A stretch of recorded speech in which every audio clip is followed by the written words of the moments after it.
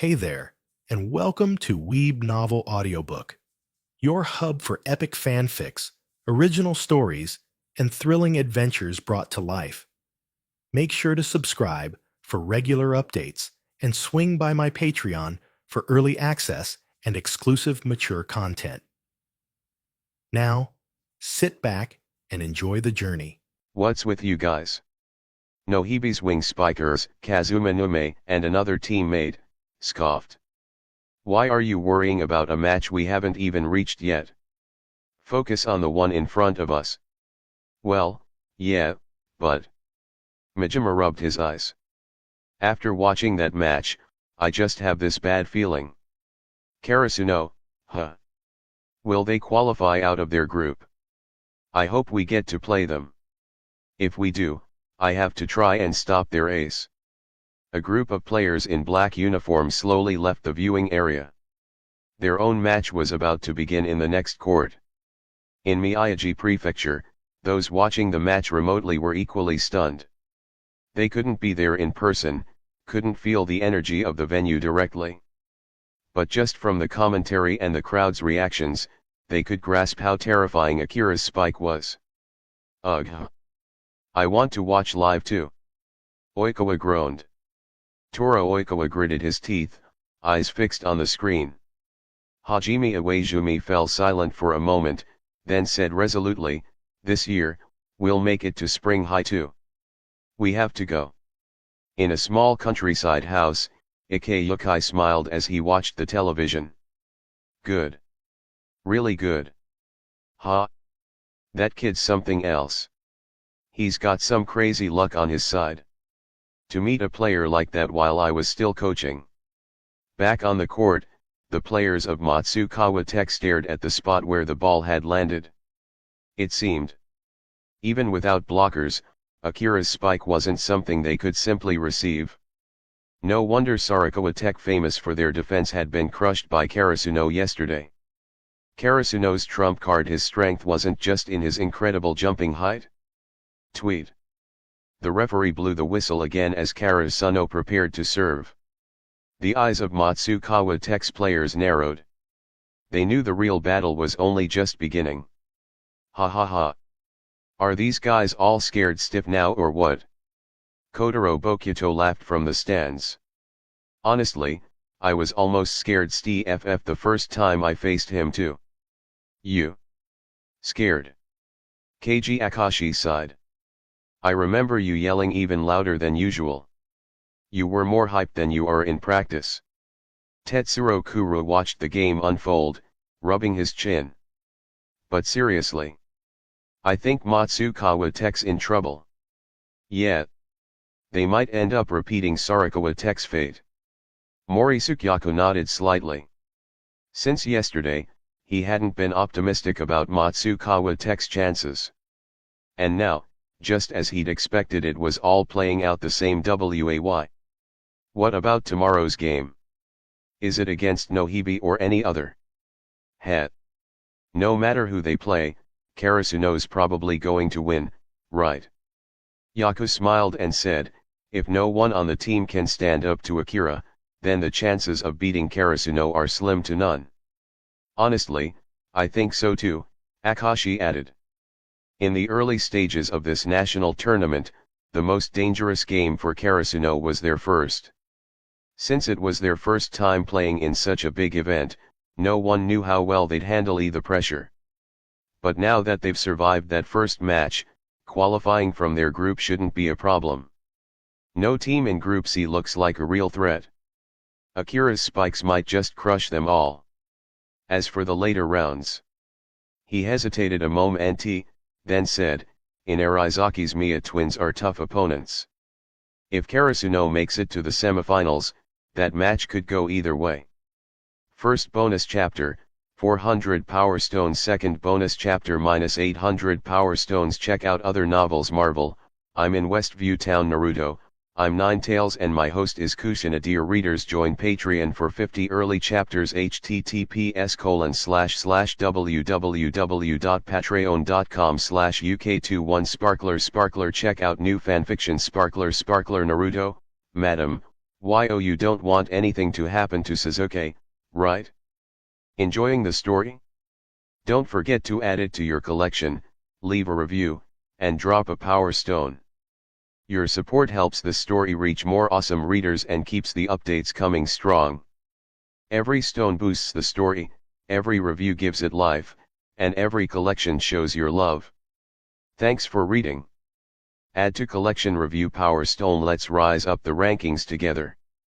Chapter 143, Chapter 143, Karasuno vs Matsukawa Tech, 5, bonus chapter. As everyone outside had predicted, Matsukawa Tech was no match for Karasuno. Even after changing tactics, they still couldn't avoid defeat. In the end, the first set was lost under Kageyama's second attack. Nice one, Akira. I'm rooting for you. As soon as the players returned to the rest area, they heard Bokuto shouting non-stop from outside the venue. That first set was amazing. Keep it up. You're about to catch up to me. Beside him, Akashi and the OT-hers covered their faces, clearly embarrassed by his volume. Ha ha ha. Thanks, Bokuto-senpai. I'll definitely catch up to you. Akira also waved back at him with a grin. During training camp, Bokuto had loved making these kinds of jokes with him. Now, Akira was a little used to it. Daichi. You better keep up too. Don't fall behind them. Don't worry. Haha. You can see it clearly now. Everyone's fully adjusted to the match. Yukai smiled and said, looks like we don't need to worry about their mentality anymore. But there are still issues to fix.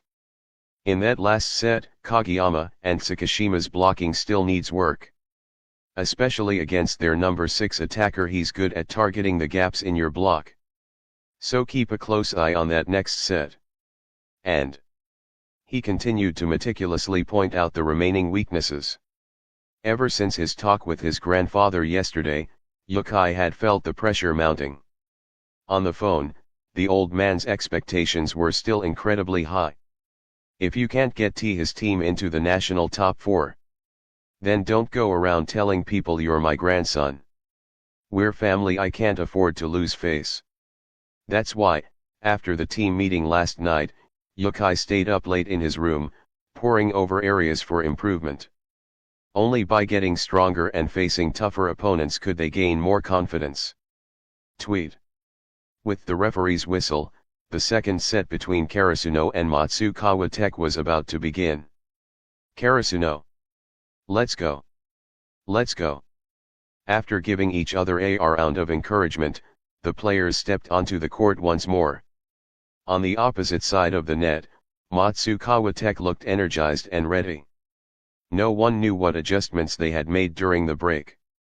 But the Karasuno players believed, as long as they were strong enough, no matter how the opponent changed, victory would still be theirs. Tweet. After switching courts, Matsukawa Tech got the first serve. Give us a good one, Nishikai. Got it? As the team's most stable player, Nishikai's strengths lay mainly in defense.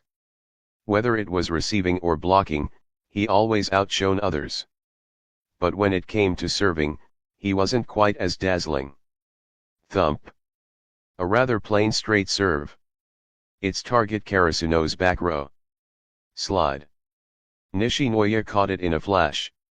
At that moment, Kageyama shot a glance toward Akira's position. This movement was immediately noticed by the Matsukawa Tech players across the net. It's him. This set it's going to number 7, right? After all, that glance must have been to confirm the set position. So, with that in mind, Matsukawa's players instinctively stepped back together. Akira's spike couldn't be stopped. But just as the set reached Kageyama's hands, he used a concealed signal and sent the ball straight behind him. At the same time, Tsukishima leaped up from the rear. Smack. A quick attack from close range. Before Matsukawa Tech could even react, Karasuno had scored. Oof. Matsukawa Tech is totally stunned. They really chose not to block. I get it now. That's why they lost the last set. Some players watching from outside couldn't help but murmur among themselves. To them, this was baffling. Facing such a strong opponent, why would you give up on blocking?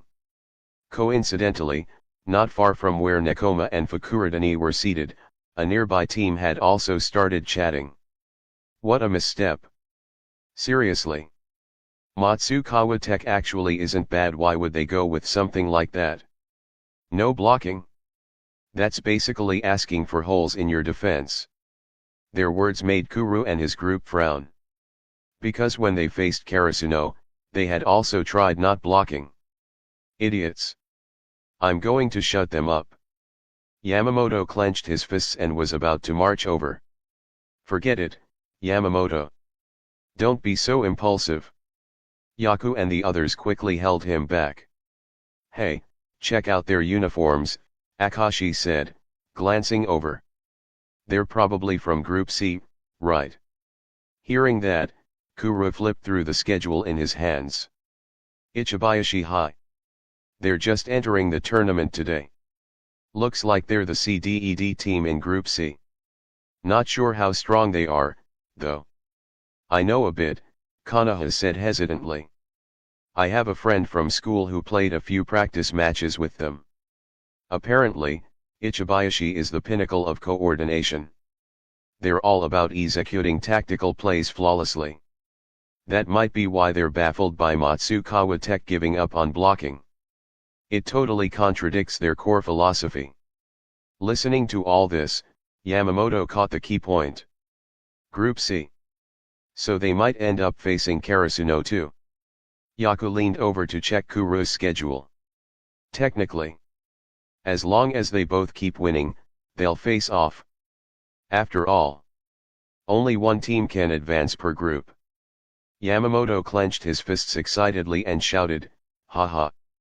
A team that thrives on teamwork. I can't wait to see the looks on their faces then.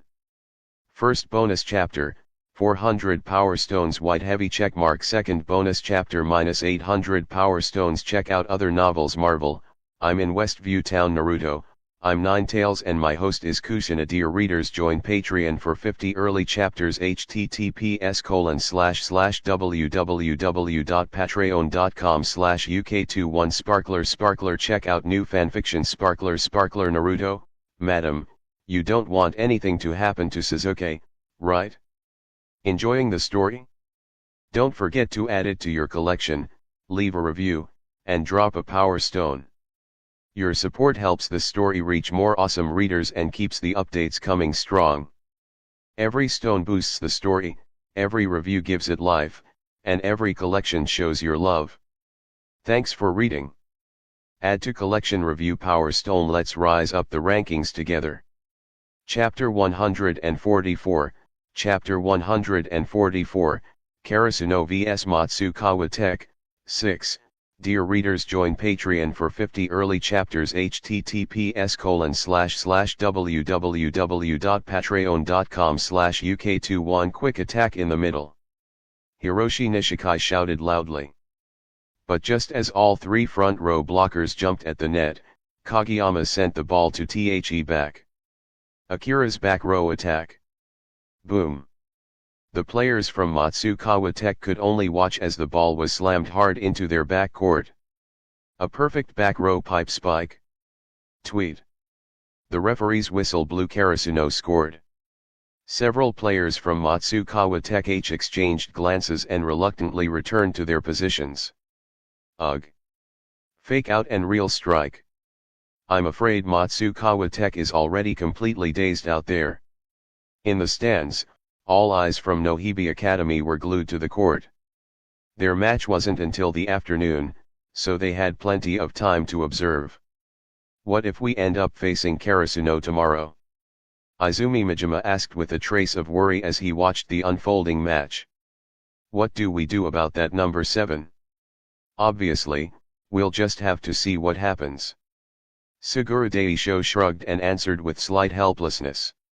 What else can we do? We can't shut down his skills. Everyone realizes that, right. Quit spouting useless worries. Kazuma Nume said from the side, shaking his head. Don't tell me you don't have a plan already. At those words, all of Nohibi turned their attention toward Daisho. Well, I've got a few ideas, but I can't guarantee they'll work. A flicker of thought passed through Daisho's eyes. The skill gap this time feels pretty wide. Tactics work best against teams evenly matched with us. If the opponent's weaker, it helps tip things in our favor. But when they're flat out stronger, tricks barely make a dent. Yeah. Nume sighed. But if there's even a small chance it raises our odds, it's worth trying. Exactly. Everyone from Nohibi chimed in together. As long as it boosts our chances. Any method is worth a shot. Hearing that, a smirk tugged at the corner of Daisho's mouth. Alright then, the method's simple and direct. If we can't break down number 7, then let's find our breakthrough with the rest of Karasuno. Why can't we target number 7? A hesitant voice came from the corner. It was Akihiko Kuro, the second-year middle blocker. I heard he's just a first year. Compared to the rest of the team, his mentality should be weaker. And honestly, he raised his hand, continuing, instead of targeting 5 players, why not focus all our effort on one? It'd get results faster. At his words, Nume and Takayoshi Takekiho exchanged glances and sighed. That won't work. We've used psychological tactics plenty of times. We know who they'll work on and who they won't. That number 7 from Karasuno seems like someone with an unshakable heart. If it's him, I doubt he'd even flinch. Huh? Akihiko looked surprised. Really? Absolutely, Nume nodded. You saw the Shirei-Darizawa match, right? Ushijima Wakatoshi, one of the top 3 aces in the country. Look at his expression. If we ever faced Shirei-Darizawa, do you think he'd be fazed by psychological mind games? I doubt we could rattle him even if we talked ourselves hoarse. But, that number 7 is only a first year. Just because Karasuno beat Shirei-Darizawa doesn't mean he's stronger than Ushijima. Strength isn't just about power, Daisho said, gesturing toward the court. You can tell from his presence. At that moment, Akira had just completed another explosive spike. Matsukawa Tech's libero dove desperately to save it, but still missed. The score now stood at Karasuno 17-11 Matsukawa Tech. Under the arena lights, from Nohibi's viewing angle, what they saw was Akira's perfect profile, eyes deep and unwavering like still water. Without a hint of emotion. From the start of the match, number 7 has had that same expression. That calm, like everything is under control. No matter what tactics Matsukawa uses, no matter how fierce their offense, they can't make his expression twitch. To be honest, I think he's just like us. Someone who understands tactics deeply. Thinking he'd fall for a few sharp words is laughable. If he does react, it's probably us falling into his trap. Is that so? Akihiko was stunned by the realization. Now that you mention it, that really does seem to be the case. The rest of Nohibi murmured in agreement. After the captain explained it like that, it's obvious. Haven't we faced someone like that before? No matter how we tried to provoke him, he didn't budge. Eventually Hiro got impatient, reset his voice, and got warned by the ref. That backfired on us, totally lost the advantage. Ha ha ha. Yukiko Hiro scratched his head and laughed awkwardly. So. Daisho clenched his fist with determination. Our target will be the rest of Karasuno. Their second setter, that little number 10, he's someone we can work with. If we shake up the others, no matter how solid number 7 is, he can't carry the whole team alone. That's true, said Takekiho with a nod. But first, we'd better win our match. If we don't even qualify to face Karasuno, we'll become the laughingstock. Yeah. So. Let's go all out. First bonus chapter, 400 power stones white heavy checkmark. Second bonus chapter -800 power stones. Check out other novels Marvel. I'm in Westview Town Naruto. I'm Ninetales and my host is Kusina. Dear readers, join Patreon for 50 early chapters. https://www.patreon.com/uk21sparkler. Check out new fanfiction Sparkler Naruto. Madam, you don't want anything to happen to Sasuke, right? Marvel, Deadpool is my best friend. Enjoying the story? Don't forget to add it to your collection, leave a review, and drop a power stone. Your support helps the story reach more awesome readers and keeps the updates coming strong. Every stone boosts the story, every review gives it life, and every collection shows your love. Thanks for reading. Add to collection review power stone. Let's rise up the rankings together. Chapter 145, Chapter 145, Karasuno vs Matsukawa Tech, 7. Dear readers, join Patreon for 50 early chapters. https://www.patreon.com/uk21. Under the overwhelming disadvantage faced by Matsukawa Tech, Haruto Kyo now suddenly struck. A bold second attack completely unexpected earned them a point back. Phew. You really dared to go for that. On the opposite side of the net, Tobio Kageyama looked at Kayuna's back and exhaled deeply. He hadn't seen that coming at all. Well done, Kayuna. Hiroshi Nishikai laughed and clapped him on the shoulder. I knew you could pull it off. Don't say that, Captain Nishikai. Haruto Kayuna's previously tense expression shifted into a bitter smile. I thought I was going to die of nerves just now. Karasuno's setter's eyes looked like he was about to devour me. Luckily I'm rotating to the back row now. Otherwise, I'd really be in danger. Ha ha ha. Seeing his dramatic reaction, the rest of Matsukawa Tech couldn't help but lag age. However, as they glanced across the net, the mood quickly turned tense again. Because this point also meant that with Karasuno's next score, number 7 would rotate into the front row. Tweet. The referee's whistle blew. Having returned to the back row, Haruto Kayuna launched a sharp jump serve. Boom. In the back row, Nishinoya twisted and received the difficult serve flawlessly. Though short in stature, to everyone on Karasuno, his presence was solid and dependable. Kageyama.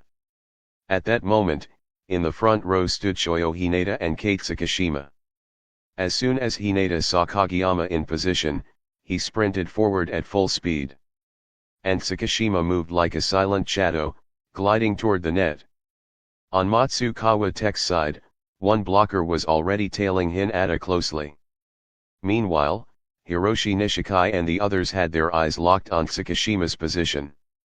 That tall attacker always seemed to strike from the most inconvenient places.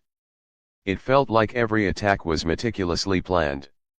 And then Kageyama suddenly shifted his setting form. Smack! He spiked the ball sideways. And the ball, under the stunned gaze of the entire Matsukawa Tech team, dropped cleanly into their court. Tweet. Karasuno scored. Karasuno's setter. He retaliates with a brilliant second attack of his own. Both sides are trading blows, not giving an inch. The excited commentary echoed from outside the court. That play was absolutely breathtaking. Just after Matsukawa Tech's setter scored with a second attack, Karasuno's setter and swerved right back with one of his own. This point is huge. Karasuno now leads 20. And their secret weapon number 7 is rotating to the front row with this point. What will Matsukawa Tech do against his fearsome presence? On the court, Hiroshi Nishikai and the others look somewhat helpless. Their setter. He's seriously intense. Yet. Kayuna added with a strained smile, after all, he's the kind of guy who can pull off those insane quick attacks with number 10. People like that are usually pretty arrogant, right? Ordinary guys like me. But halfway through his sentence, he shut his mouth when Nishikai shot him a sharp look. Don't get rattled, everyone. Even though our odds of winning are practically zero right now. Still, like Kayuna Said earlier. Even if we lose this match. With so many teams in the national tournament, we didn't exactly expect to win the whole thing. So losing is only a matter of time. But Nishikai's voice grew heavy. Just because we know we might lose doesn't mean we give up. As long as the whistle hasn't blown, it's not over. Until then, we keep fighting. And any pessimistic talk, save it for after the match. Yes. After that brief but fiery pep talk, the game resumed. Even knowing the odds were stacked against them, they kept pushing forward. Until the final whistle sounds never give up. Looks like Matsukawa Tech is ready to fight back. From the audience outside the court, voices of discussion buzzed. Humph. It's just a last stand. The score is already 20-13. With that kind of gap, there's no way Matsukawa Tech can come back. Yeah, but they haven't thrown in the towel. Ah, you mean? Even when the odds are so bleak, they're still trying. If it were me, I don't think I could do the same. It wasn't just the casual spectators. Players watching from the stands were moved by the scene unfolding in front of them. I just hope we never end up in this kind of situation. It's really painful to lose a match knowing you just weren't strong enough. Matsukawa Tech's a really tenacious team. If they hadn't run into Karasuno so early, they could have gone way farther. Tetsuro Kuro let out a sigh. I bet a lot of the teams in Group C wouldn't have been able to beat them. Yeah, that's just how it is. Keiji Akashi scratched his head and said plainly, luck is part of strength too. The national tournament is full of all kinds of surprises. Haha. Mori Sukyaku laughed twice, like that time your team got eliminated early in Spring High. That was pure bad luck. Akainori Kanaha nodded in agreement. And look at this year's grouping. Both Mijinazaka and Itakayama are Final Four level teams. But they're in the same group. That means only one of them can reach the Final Four this year. And for the other teams in that group, it's pure tragedy. No matter how much they trained this year, how much they improved. Once the groups were set, they were destined to become stepping stones. That's the cruel reality of the national tournament. No helping it. Yaku scratched his head, then turned and said, if you don't eliminate the weaker teams, how else do you find the strongest? Besides, volleyball isn't a winner-takes-all sport. Even if you lose, it's not meaningless. For some teams, just getting the chance to face the strong ones is enough. While the spectators continued their conversation, the match on the court had its climax. Karasuno had reached match point. First bonus chapter, 400 power stones white heavy checkmark. Second bonus chapter -800 power stones. Check out other novels. Marvel, I'm in Westview Town. Naruto, I'm Ninetales and my host is Kushina. Dear readers, join Patreon for 50 early chapters. https://www.patreon.com/uk21sparkler. Check out new fanfiction. Sparkler Naruto, Madam, you don't want anything to happen to Sasuke, right? Enjoying Teehee story? Don't forget to add it to your collection, leave a review, and drop a power stone. Your support helps this story reach more awesome readers and keeps the updates coming strong. Every stone boosts the story, every review gives it life, and every election shows your love. Thanks for reading. Add to collection review power stone. Let's rise up the rankings together. Chapter 146, Chapter 146, Karasuno vs Matsukawa Tech, 8. Dear readers, join Patreon for 50 early chapters. https://www.patreon.com/uk21creek. The referee's whistle blew, and everyone on Matsukawa Tech gasped, their eyes instinctively turning to the giant screen outside the court. Karasuno 24:15 Matsukawa TECH. Karasuno only needed one more point. If they scored it, the match would be over. Sweat dripped down their foreheads. And on the opposite side of the net, in their line of sight, the figure of Karasuno's No 7 Akira seemed to rise higher and higher, looming like a giant. No matter how hard they tried, they couldn't shake him.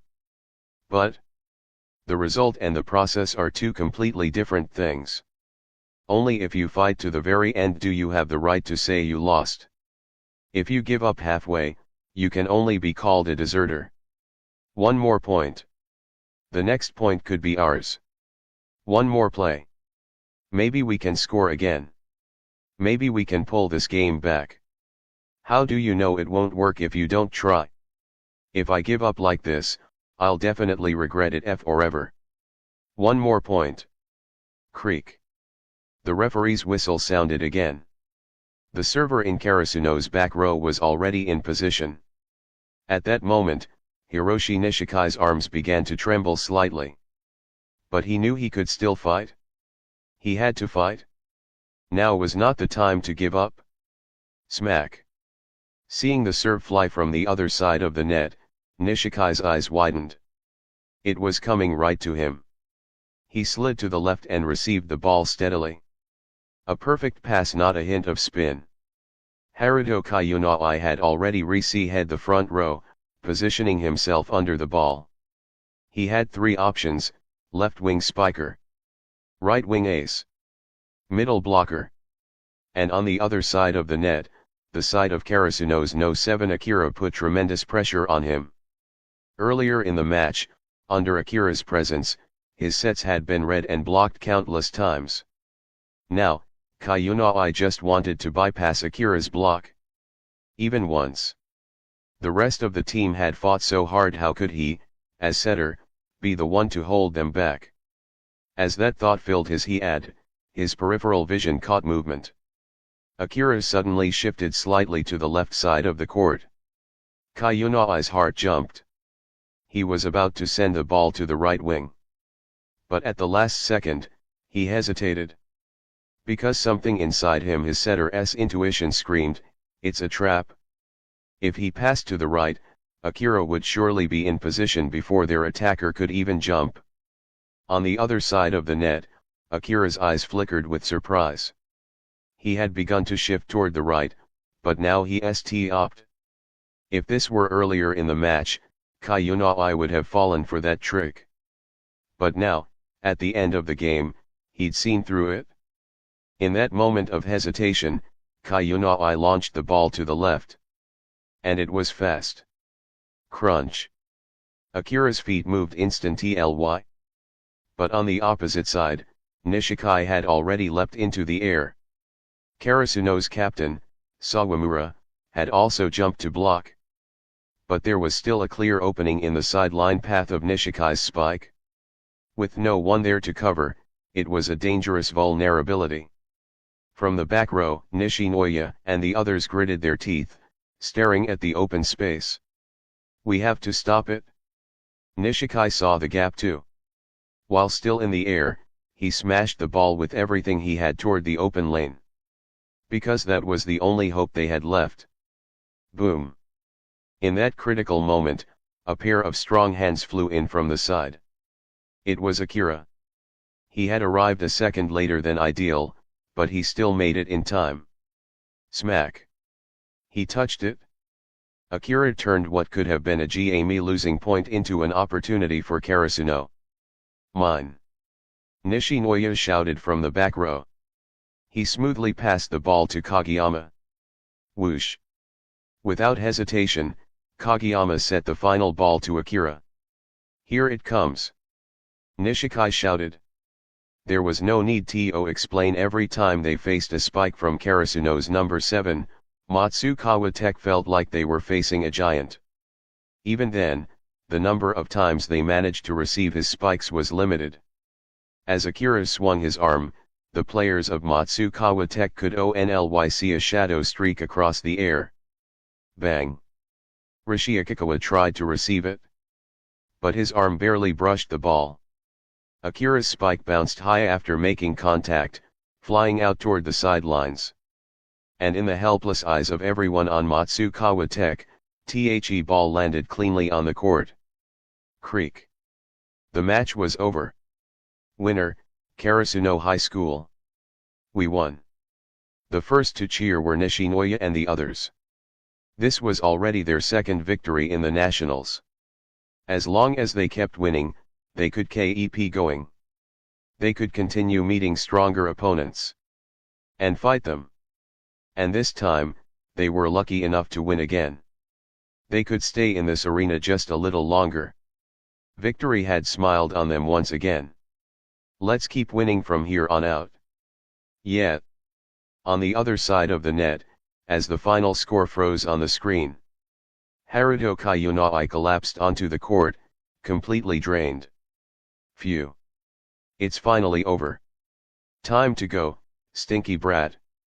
The Matsukawa Tech players gathered around him, and Hiroshi Nishikai grinned. Not bad today. That last set was beautiful. What good is that? I still couldn't get it past their number 7 blocker. Kayunai sighed heavily. As expected, people like me can't compete with geniuses. Wrong. This time, An Ishikai didn't stop him from speaking such downcast words. Instead, along with the others, he pulled him to his feet, and they slowly walked off the court. Didn't you notice? When you made that set, Karasuno's number 7 was surprised. Haruto, you're not ordinary. You're a genius. That's why we can entrust the team to you. Huh. You're not playing anymore. I told you already, third years only go as far as nationals. From spring high onwards, the team's all yours. Then. Kayunai's voice trembled slightly. Won't you regret it if today was your last game? Ha ha ha. Quite the opposite. We're beyond satisfied with this tournament. Matsukawa Tech, IH National Tournament, eliminated in the second round. First bonus chapter, 400 Power Stones White Heavy checkmark. Second bonus chapter -800 Power Stones. Check out other novels. Marvel, I'm in Westview Town. Naruto, I'm Ninetales and my host is Kushina. Dear readers, join Patreon for 50 early chapters. https://www.patreon.com/uk21 Sparkler. Check out new fanfiction. Sparkler Naruto, madam, you don't want anything to happen to Sasuke, right? Enjoying the story? Don't forget to add it to your collection, leave a review, and drop a Power Stone. Your support helps the story reach more awesome readers and keeps the updates coming strong. Every stone boosts the story, every review gives it life, and every collection shows your love. Thanks for reading. Add to collection review Power Stone. Let's rise up the rankings together. Chapter 147, Chapter 147. Dear readers, join Patreon for 50 early chapters. https://www.patreon.com/uk21 Ha ha ha. That's great.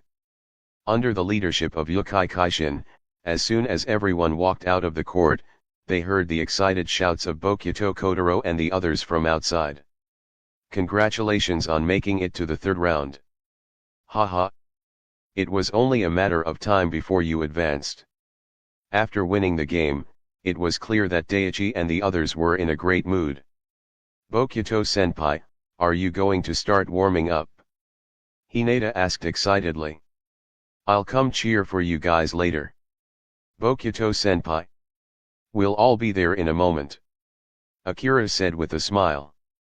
We want to learn your spike technique. Aha. Bokuto placed his hands on his hips and laughed loudly, thrilled. Don't worry. I'm going to win this match beautifully. Seeing this, Akashi, Konoha, and the others glanced at Akira and Hinata with gratitude. Thanks to those words from the two of them, there was no need to worry about Bokuto-senpai's condition anymore.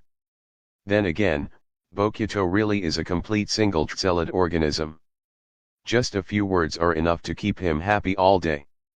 Let's go warm up first. See you soon. See you soon. After bidding farewell to everyone from Fukurodani, Kuro Tetsuro turned his head. Nice match. Now, Nohibi's group of bastards should be panicking.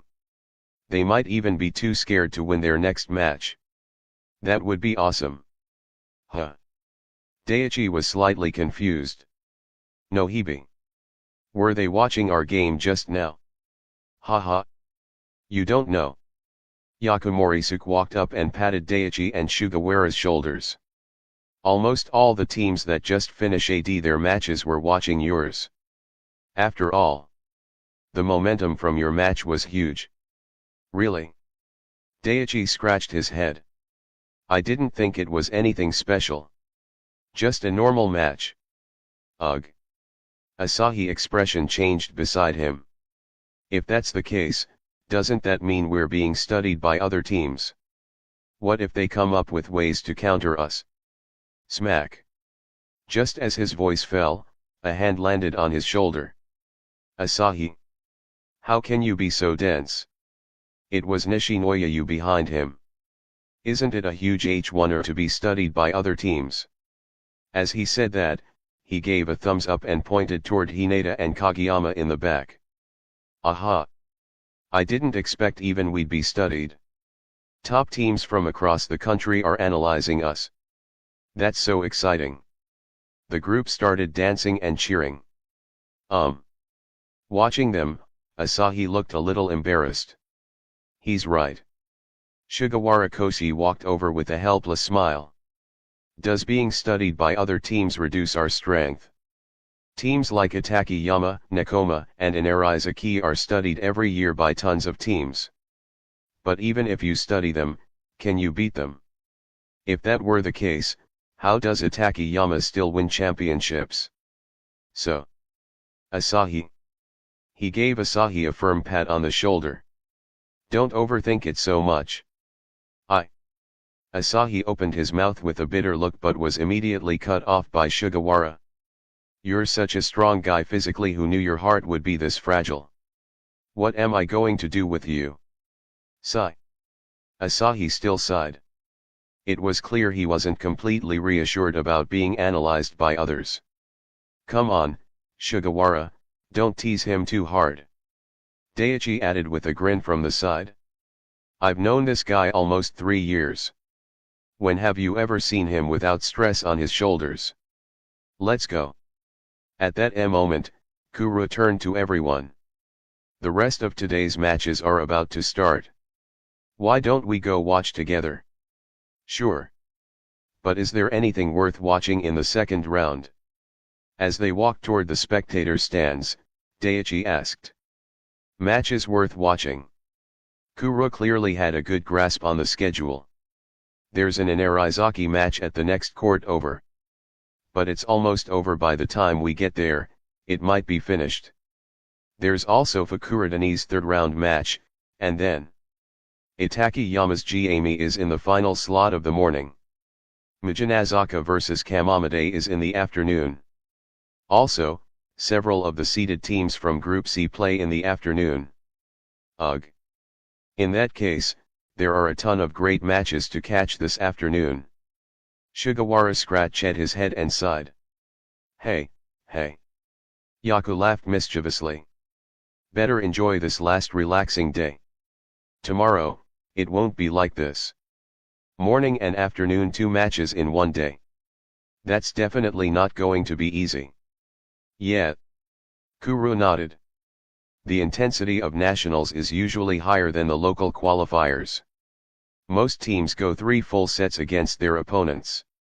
If you don't get enough rest in between, something could easily go wrong after a day like that. Daichi looked a bit uncertain.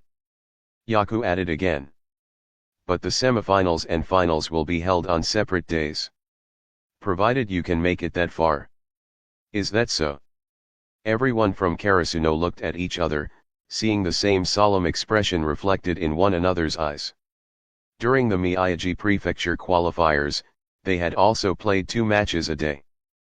But Karasuno had never been pushed to a third set. They had always won 2-0. but if they were to drop a set in tomorrow morning's match, then Karasuno would be forced into a third set. And that's something they've never experienced before. I hope we can hold strong in tomorrow's match. Just as everyone arrived at the stands, the second batch of matches for the day began. It had to be said, teams that make it to the second round of nationals aren't weak by any means. The competition was incredibly fierce today. 3 of the matches were almost dead even. Only one match showed a significant gap in strength between the two teams. These teams are so strong. Watching from the stand, Yaku let out a sigh of amazement. If we were up there, I doubt we'd gain any advantage at all. After nationals, the spring high tryouts are only a few months away. When the time comes, we've got to come back and give it a shot. A look of longing flashed in Kuro's eyes. Yaku laughed heartily. Haha. It's a deal then. First bonus chapter, 400 Power Stones. Second bonus chapter -800 Power Stones. Check out other novels. Marvel, I'm in Westview Town. Naruto, I'm Ninetales and my host is Kushina. Dear readers, join Patreon for 50 early chapters. https://www.patreon.com/uk21 Sparkler. Check out new fanfiction. Sparkler Naruto, Madam, you don't want anything to happen to Sasuke, right? Marvel, Deadpool is my best friend. Enjoying the story? Don't forget to add it to your collection, leave a review, and drop a power stone. Your support helps the story reach more awesome readers and keeps the updates coming strong. Every stone boosts the story, every review gives it life, and every collection shows your love. Thanks for reading. Add to collection. Review Power Stone. Let's rise up the rankings together. Chapter 148, Chapter 148, Kore. After the second round, the third round began. Fukuradani's opponent today was Osawa High School from Iwate Prefecture. A particularly strong school. Even so, under the fierce assault from everyone on Fukuradani's side, Osawa gradually began to falter.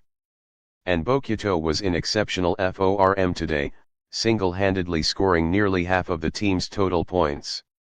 All kinds of dazzling techniques appeared one after another, causing Hinata to keep shouting excitedly. Bokuto-senpai. So cool. Whoa. That straight shot. So strong. Not only Nekoma and Karasuno's spectators, but even the Fukuradani cheer squad was working overtime with their chants. Bokuto. Bokuto. Ahaha. How was I today? Pretty strong, right? As soon as their match ended, everyone heard Bokuto's unmistakable voice behind them. You were amazing. Hinata practically jumped in excitement. Bokuto-senpai. That straight shot just now was seriously cool. Ha ha ha. Bokuto gave Hinata a hearty slap on the shoulder, laughing loudly, of course. I knew I was the coolest out there. Akashi looked at the scene with a slightly exasperated expression. By the way, do you guys want to check out the vendor stalls outside? There are tons of booths today. We might run into players from other teams too. Yeah. That's right. At that, Bokuto suddenly slapped his forehead. I need to buy this year's Ace t-shirt. If you hadn't reminded me, I would have totally forgotten. Okay. I want the same one as Bokuto-senpai. Let's go. Kuro chimed in as he followed, this is one of the highlights of the nationals. These limited edition shirts are only available here. And the earlier you go, the more options you have.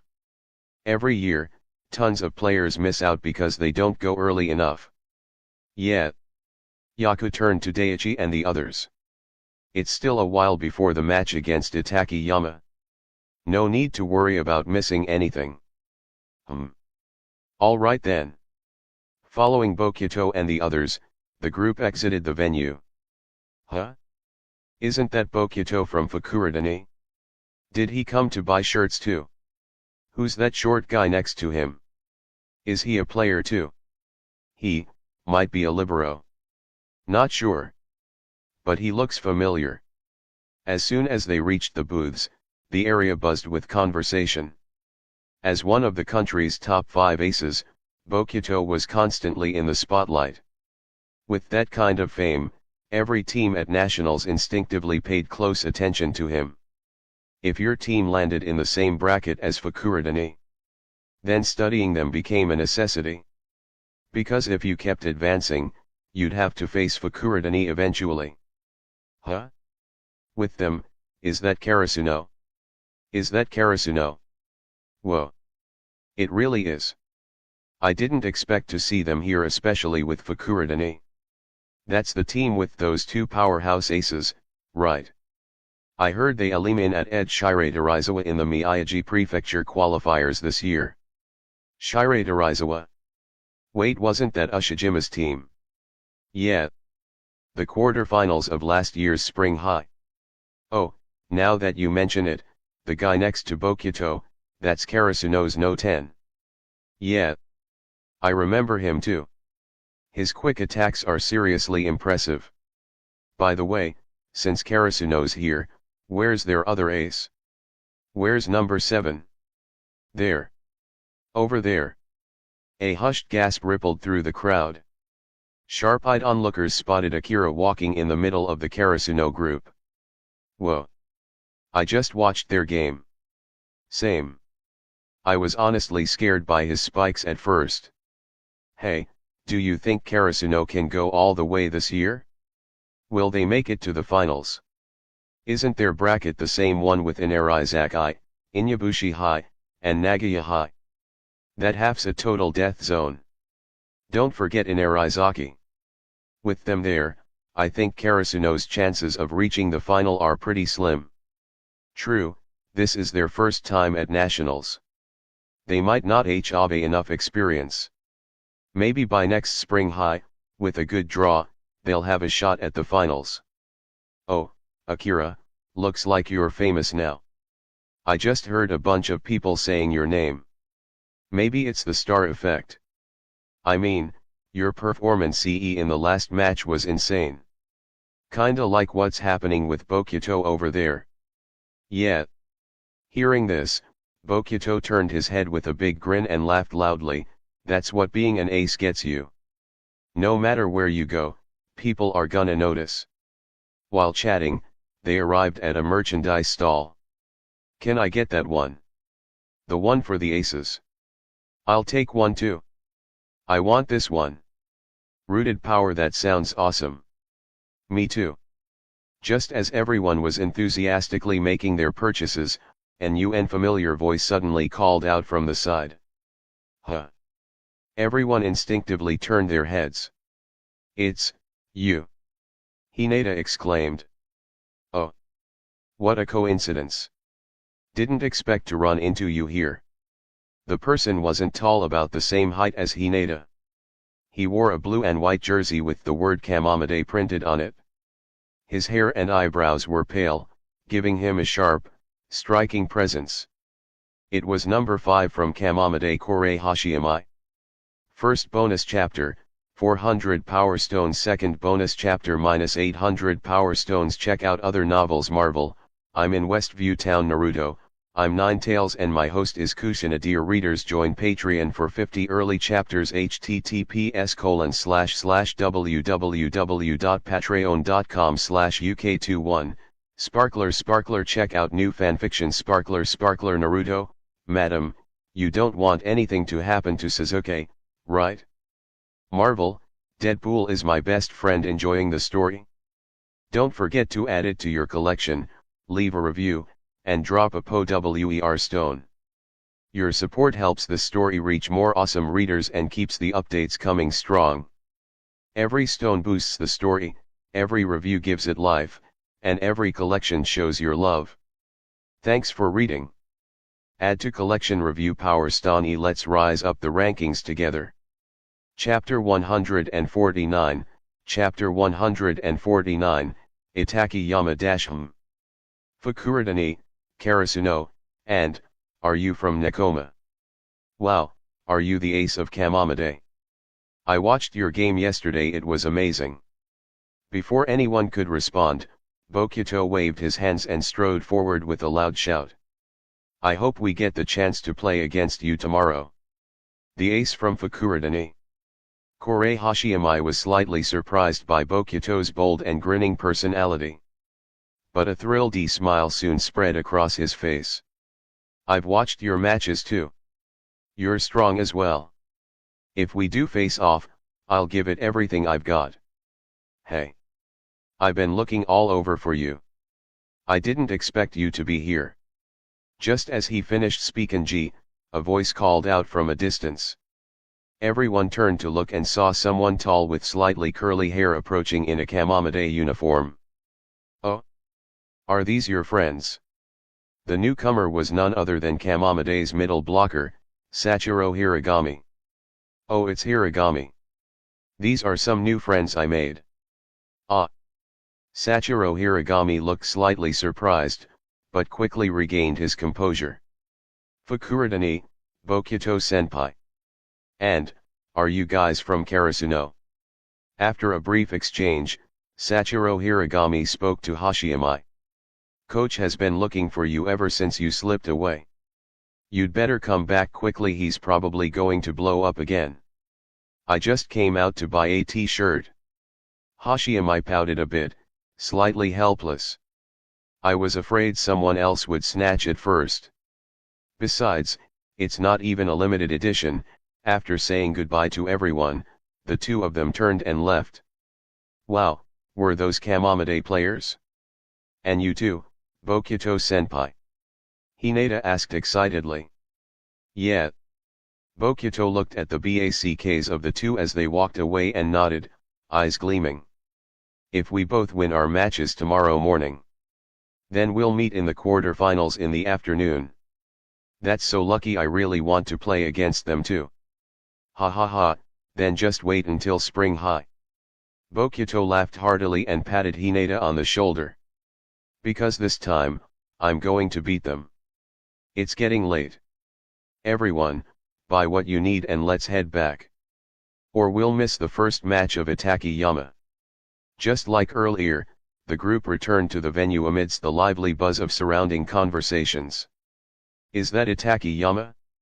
Even their cheer squad is massive. As soon as they reached the spectator seats, Sawamura couldn't help but exclaim. Their seats were close to Itakayama's cheering section, making their numbers impossible to miss. Yeah. Akashi nodded in agreement.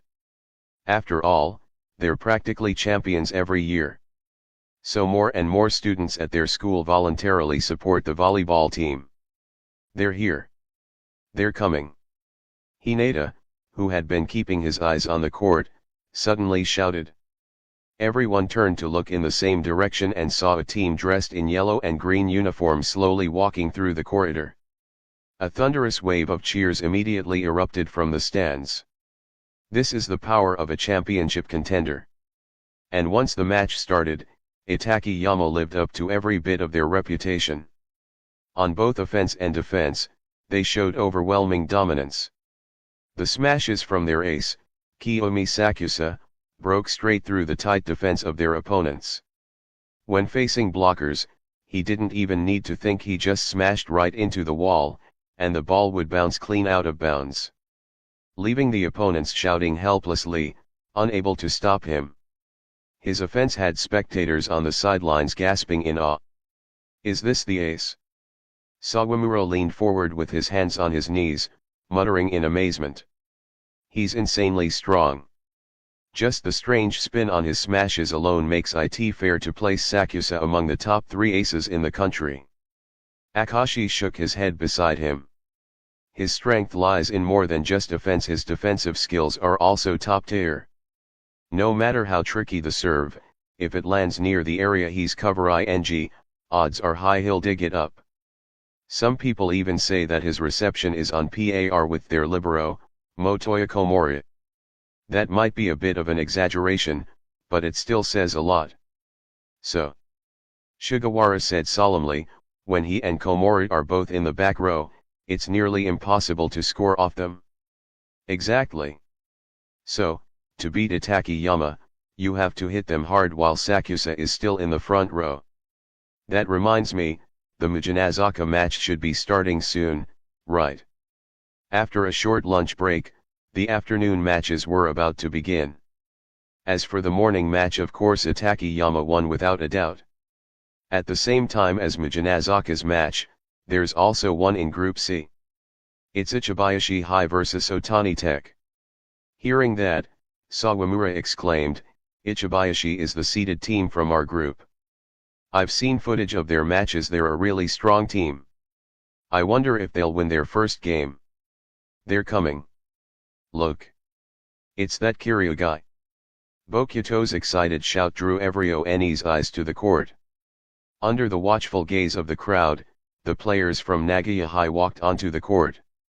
Leading them was a player with closely cropped hair and two distinct lines intersecting at his temples. Just from looking at him, you could feel the heavy, serious aura he carried. Is that Kiryu from Kyushu? One of the top 3 aces in the country. I haven't heard many rumors about him, though. Sugawara furrowed his brows. Volleyball Monthly didn't have much detail about Wakatsu Kiryu either. Kuru rubbed his chin thoughtfully. Maybe it's because Ushijima, another top -3 ace, is from your prefecture. And Kiryu is also a heavy hitter known for his raw power. But Sakusa, being on a championship team, naturally gets a lot of media attention. That's probably why we don't hear as much about Kiryu. But in reality, his attack power isn't any less than the other two. First bonus chapter, 400 Power Stones. Second bonus chapter -800 Power Stones. Check out other novels. Marvel, I'm in Westview Town. Naruto, I'm Ninetales and my host is Kushina. Dear readers, join Patreon for 50 early chapters. https://www.patreon.com/uk21 Sparkler. Check out new fanfiction. Sparkler Naruto, madam, you don't want anything to happen to Sasuke, right? Marvel, Deadpool is my best friend. Enjoying the story? Don't forget to add it to your collection, leave a review, and drop a power stone. Your support helps the story reach more awesome readers and keeps the updates coming strong. Every stone boosts the story, every review gives it life, and every collection shows your love. Thanks for reading. Add to collection. Review Power Stone. Let's rise up the rankings together. Chapter 150, Chapter 150, Mijinazaka. While they were talking, the game on the court gradually began. Mijinazaka, they have one of the top 3 national aces, naturally centers their strategy around him. But unlike Shirei Dorizawa, the rest of Mijinazaka's team often send Wakatsu Kiryu extremely difficult balls.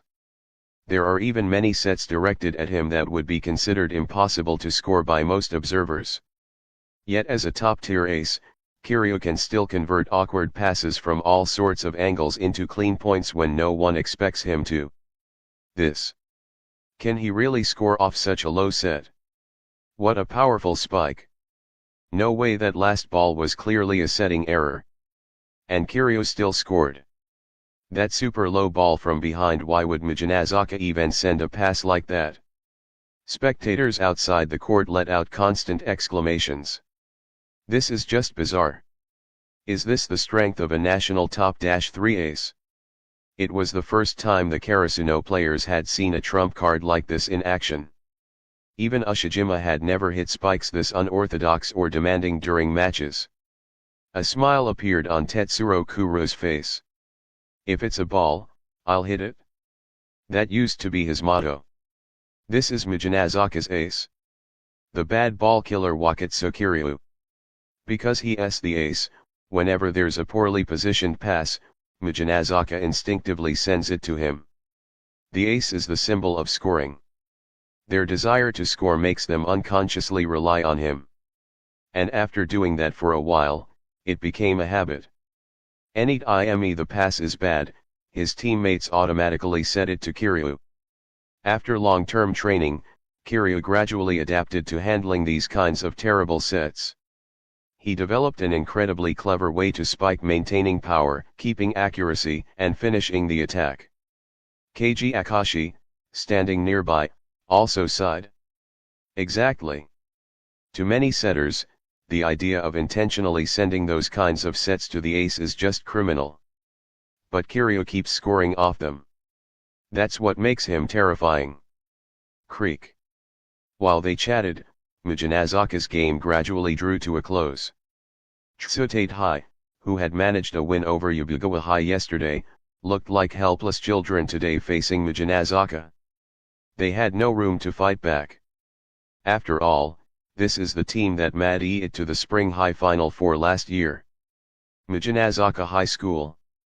And in the afternoon match, Nohibi Academy also defeated their opponent, Akisu High School, after a tough battle.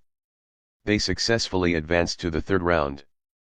This means they'll be Karasuno's opponents tomorrow morning. Afterward, everyone continued watching other school matches.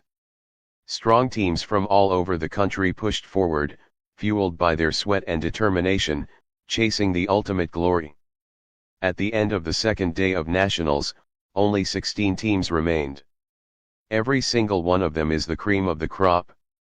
And in tomorrow morning's matches, even fiercer clashes will unfold between these powerhouses. The winners will immediately qualify as part of the top 8 teams in the N-Asian. That night, at the hotel where Karasuno was staying, it was a bit of free time before the evening meeting. Yukai and Itatsu Takeda had gone off to attend an official competition meeting. The rest of the team stayed behind, watching footage of their upcoming opponents' matches. All those seeded teams, they're so strong. Reflecting on the day's games, Shoyo Hinata couldn't help but sigh, it's a shame we haven't faced any of them yet. We will eventually. Koshi Sugawara said while glancing at Tehi's schedule in his hand. There are still 4 teams in Group C. Besides us and Nohibi, the other 2 are seeded teams in this tournament. If we win tomorrow morning, we'll face the other winner in the afternoon. Man, I hope we can keep winning tomorrow. While everyone chatted, the conference room door suddenly opened. How did the match footage look? Yukai and Takeda entered the room. To make sure everyone gets enough rest for tomorrow's high-intensity match, I'll keep it brief. About our first opponent tomorrow morning, Nohibi Academy. Based on my research and consistent evaluations from Tokyo high schools, this is a team that will do anything to win. Hearing this, Daiichi Sawamura and the others nodded in agreement. Also, according to Kuru, Nohibi is known for their mental resilience and stubborn defense. Right, Yukai nodded. Over the past 2 days, I'm sure you've all watched their 2 games. During matches, they constantly interfere with their opponent's focus by talking trash. They even pull minor stunts to confuse the referee's judgment, just to gain a small edge. So I hope everyone can try not to let them shake your mentality tomorrow. Yes. Seeing everyone's response, Yukai leaned forward with both hands on the table. I believe we hold the upper hand in terms of strength. As long as we keep our composure, those small psychological tricks they cling to won't determine the outcome of the match. So, let's give it everything. Yeah. Alright, now go get some rest. Be at your best. Face tomorrow's battle head on. Yes. Watching everyone leave, Yukai sighed quietly. Noticing this, Takeda asked with slight concern, is there something worrying you about tomorrow's match? Even though everyone says they won't be shaken, once you step on the court, that might change. They're all fired up kids, I'm worried someone's mentality might break. Then, what should we do? Takeda asked anxiously. Are we just going to let it happen? Honestly, with Akira on our side, I'm not worried about the result at all. It's just, the process might get messy. Yukai scratched his head and continued, and to be real with you, if we had no preparation and no understanding of opponents like these, we'd probably fall for their dirty tricks. But we've done our homework. Everyone's seen their 2 matches, and they've mentally prepared for Nohibi's sneaky tactics. Even if they get rattled a bit, it won't be a huge problem. On the contrary, if Nohibi realizes their usual mental warfare isn't working at all. Maybe they will be the ones who lose their cool. First bonus chapter, 400 Power Stones. Second bonus chapter -800 Power Stones. Check out other novels. Marvel, I'm in Westview Town. Naruto, I'm Ninetales and my host is Kushina. Dear readers, join Patreon for 50 early chapters. https://www.patreon.com/uk21 Sparkler. Check out new fanfiction. Sparkler Naruto, Madam, you don't want anything to happen to Sasuke, right? Marvel, Deadpool is my best friend. Enjoying the story? Don't forget to add it to your collection, leave a review, and drop a power stone.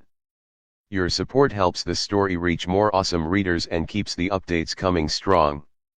Every stone boosts the story, every review gives it life, and every collection shows your love. Thanks for reading. Add to collection. Review Power Stone. Let's rise up the rankings together. Chapter 151, Chapter 151, Karasuno High vs Nohibi Academy. 1. On the morning of the third day, there were only 2 rounds of matches, with both Karasuno and another unknown team playing in the second batch. As the competition progresses, the level of play and the tournament's influence continue to rise. More and more spectators are showing up to watch the matches. Today, the stands are already packed. Whoa! It's still one-sided on Itakayama's court. Kamamade's got a huge lead too. From the stands, Hineda's exclamations kept echoing. Tanaka, meanwhile, was staring intently at Mijinazaka's court. He'd always been interested in Kiryu's performance. It was just unfortunate that this year's bracket draw didn't allow them to face Mijinazaka. It's over. They've finished the first match at that court. Let's go warm up. Karasuno left first. The warm-up time allotted today was shorter than the past 2 days, so every second had to be used wisely. Let's do this. You guys too, bring it. By the time Karasuno arrived on the court, Nohibi's players were already in position. You all remember what coach said last night. Daichi addressed the team before taking his place on the sideline. I want everyone to stay calm and not be shaken by the opponent's words. You've all watched 2 of their previous matches. When going up against Nohibi, be ready for feints at all times. Also, their spikers aim to get tool out points, and their tip shots are tricky. Back row, pay extra attention to covering behind the block. Yes. Karasuno, let's go. Yeah. On the other side, Daisho glanced at Karasuno's lineup and squinted. They didn't start their most solid captain today. It's that bald guy on the court. What's Karasuno's coach planning? Don't worry about them, Nume clapped him on the shoulder from behind. Our tactics are already set. Then we just stick to the plan. True, true. I'm overthinking it, Daisho ruffled his bangs. So today's Nohibi. Let's go too. Let's make them sick of us. Yes. Tweet. With both teams lined up and ready, the referee's whistle blew. Karasuno High vs Nohibi Academy. The match officially began. Karasuno served first, with Hineda taking the opening serve. Thwack. Nohibi's libero, Akama, received the ball cleanly. Most teams that face Nohibi only notice their endless psychological tricks. But in reality, their defense is top tier too. Squeak. Setter Saki's Himo leapt up directly. Left wing. At that moment, the player in Nohibi's front left position was none other than Daisho himself. Boom. Akira and the other 2 went up for a triple block. Tap. But what no one expected was that Daisho, who looked like he was going for a powerful spike, only lightly tapped the ball forward at the last second, a tip shot. To pull that off with the very first ball. But Karasuno was more than ready for this. Tanaka, already stationed behind the triple block, smoothly dug the ball. Nohibi's players were momentarily stunned. They hadn't expected Karasuno to be so prepared. Thwack. Kageyama, who had just landed, jumped again. Akira and Tsukishima both pulled back in sync and began their run-ups. Then Kageyama's set fired forward. The first attack Akira's spike. Seeing him approach, the entire Nohibi defense retreated. They didn't even attempt to block. In the stands, Coach Yokai rubbed his chin thoughtfully. Looks like they've done their homework. They're not even trying to block Akira from the start. Boom. Even though Nohibi had mentally prepared themselves, Akira's spike still caught them off guard. Libero Akuma, in the back row, didn't even see the ball, just felt a blast of wind rush past his ear. Tweet. Karasuno scores. They take the first point. Phew. Even though I was mentally ready, facing number 7 in real time is still overwhelming. It's fine, Daisho patted Akuma on the shoulder. You'll get it eventually, just keep trying. But, that's not the most important thing right now. As he said this, he winked at his nearby teammates. They instantly understood. TCH, they're just a team relying on a trump card. Right? If it weren't for their number 7, they wouldn't have even made it to nationals. They murmured in low voices, just loud enough for Karasuno's front row to hear across the net. But the referee couldn't catch it. In Karasuno's front row stood Akira, Tsukishima, and Kageyama. Naturally, Akira ignored the provocations from Nohibi's players. For him, giving them a crushing spike spoke louder than 1,000 words. And while Kageyama could be quick to anger, he remained composed thanks to the TM's pre-game talk. As for Tsukishima, he simply stared across the net with a cold, unreadable look. There was a trace of mockery and contempt in his eyes. This guy. Just one look, and the Nohibi players on the other side were forced to swallow their next taunt. What the hell is that expression supposed to mean? Calm down. Calm down.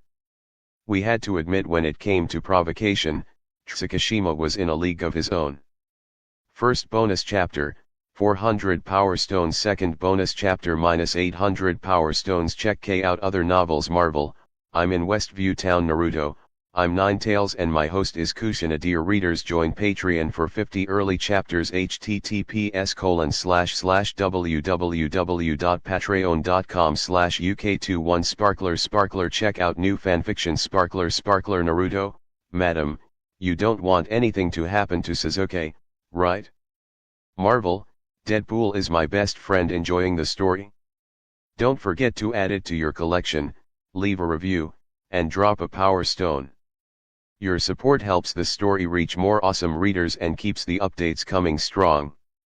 Every stone boosts the story, every review gives it life, and every collection shows your love. Thanks for reading. Add to collection. Review Power Stone. Let's RISE up the rankings together. Chapter 152, Chapter 152, Karasuno High vs Nohibi Academy, 2. Sometimes, just a single look was enough to make Kageyama and Hinata rush forward in anger.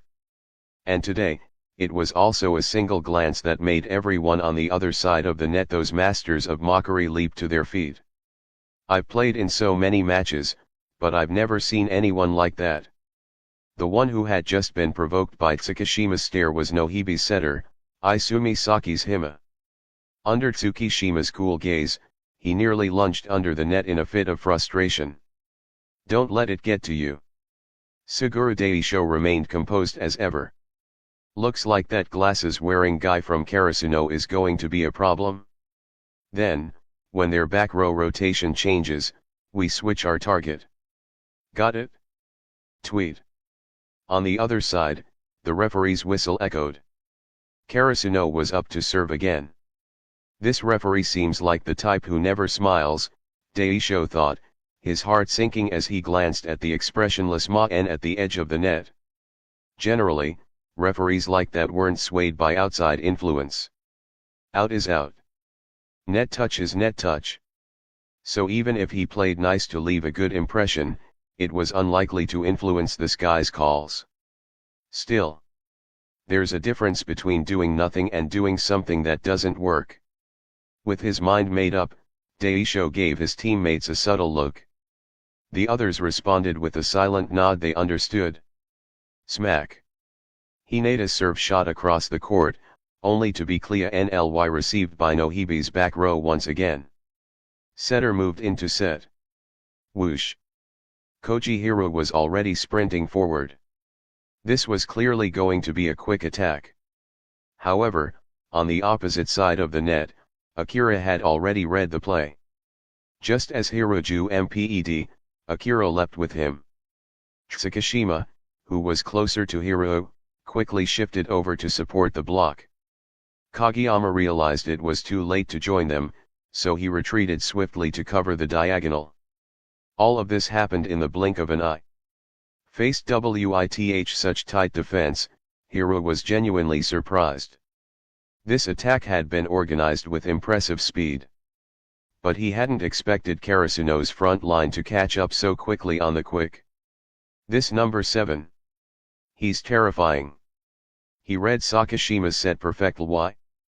Still, Hiro didn't panic. Smack. The ball struck Tsukishima's arm during the block attempt. At that moment, something clicked for Tsukishima. He tried to lower his hands, but too late. The ball bounced high off his arm, rebounding toward the back of Nohibi's court. One more ball. Hiro shouted. This had been intentional. Hiro had executed this kind of rebound play countless times. It was one of his specialties. Seeing the ball soar into familiar territory, the players of Nohibi smiled confidently. In the back row, So Akama picked up the ball with ease. Sakishima initiated another attack. But this time, he said to Daisho, who was already leaping at the wing. Watch the tip. Tanaka rushed behind the blockers, his eyes fixed on every motion Daisho made. Even though Daisho had just used a tip earlier, who said he wouldn't use it again? Maybe that's exactly what he was counting on, catching them with their guard down. But this time, facing Akira and the others at the net, Daisho didn't go for a tip. Boom. He targeted the fingertips of Karasuno's blockers, aiming for a tool off. As long as the ball brushed their fingers, it would land out of bounds and Nohibi would score. But just as Daisho's spike was mid-air, the three Karasuno blockers simultaneously pulled their hands back from the net. Nohibi's side was stunned. Daisho's spike smashed through only to soar straight out of bounds. Karasuno scored again. What? What just happened?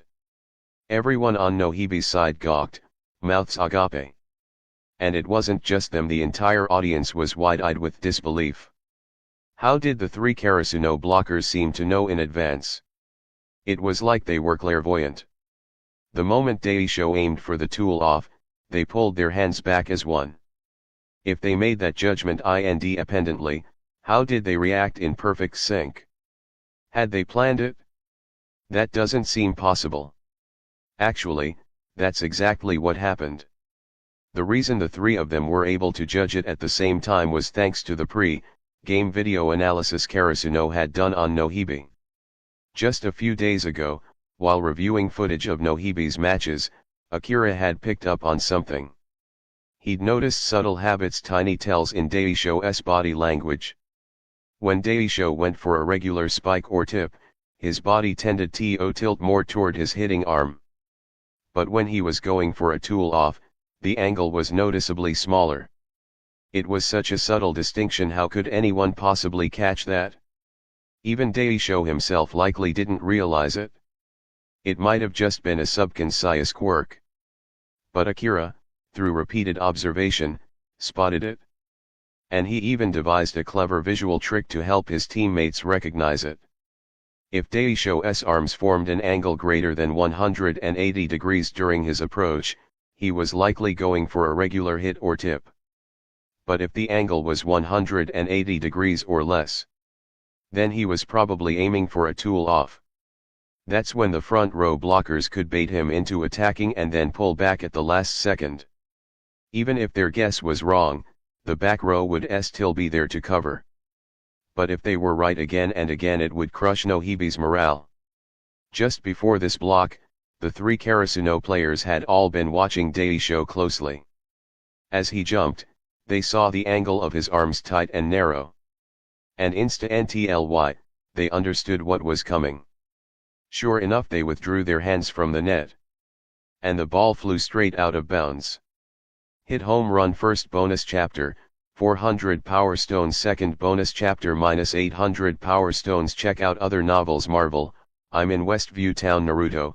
I'm Ninetales and my host is Kushina. Dear readers, join Patreon for 50 early chapters. https://www.patreon.com/uk21sparkler. Check out new fanfiction Sparkler Naruto. Madam, you don't want anything to happen to Sasuke, right? Marvel, Deadpool is my best friend. Enjoying the story? Don't forget to add it to your collection, leave a review, and drop a power stone. Your support helps the story reach more awesome readers and keeps the updates coming strong. Every stone boosts the story, every review gives it life, and every collection shows your love. Thanks for reading. Add to collection review Power Stone. Let's rise up the rankings together. Chapter 153, Chapter 153, Karasuno High vs Nohibi Academy, 3, come on. Next ball. Everyone on Karasuno gathered together, patting each other's shoulders. On the other side of the net, the atmosphere on Nohibi's side was heavy with tension. Because the loss of that last point was too unclear. Captain. We. Just as Saki's Hima was about to say something, Suguru Daisho cut him off. The opponents aren't panicking yet, so we can't fall apart first. Karasuno is a tough team. What we need to do now is stabilize ourselves and stick to the plan we made. Yes. Looks like that guy's about to get to put in his place. In the audience, Tetsuro Kuro grinned, clearly in a good mood. At this moment, Fukurodani had already gone off to warm up, leaving only Nekoma in the stands. When the match ends, I'm definitely going to mock him. Is that really necessary? Mori Tsukyaku wiped away a cold sweat nearby. I heard you two met back in junior high. Why do you always end up bickering when you are into each other? Nope. Elementary school. Kenma Kojum corrected him from the side. Kuru and Daisho have known each other since elementary school. They've been at each other's throats ever since. That's... Kenma's revelation left the rest of Nekoma speechless. From elementary school to now, these two really have nothing better to do. Humph. Kuru pouted and said, that's because none of you know just how infuriating that guy can be. Whenever I see him, I just have to mess with him. Meanwhile, back in Miyagi Prefecture, a group of players watching the live broadcast couldn't help but feel a bit of joy for Karasuno. Sigh. If they win this one, they'll be in the top 8 in the nation. In the lounge at Date Tech High, everyone was staring intently at the match on TV. Whoa. Is this the same Karasuno that beat our senpai? They look so strong. The one who spoke had blonde hair with 3 tufts of black standing on his forehead, clearly a first year, and a new player after the third year's graduated. That's right. Koji Futamata added weakly from the side. Looking back at that match now, it really felt hopeless. Takanobu Ione stared at the TV and suddenly said, they've gotten stronger. Yeah, if that's the case, our chances of making it to Spring High might be even slimmer.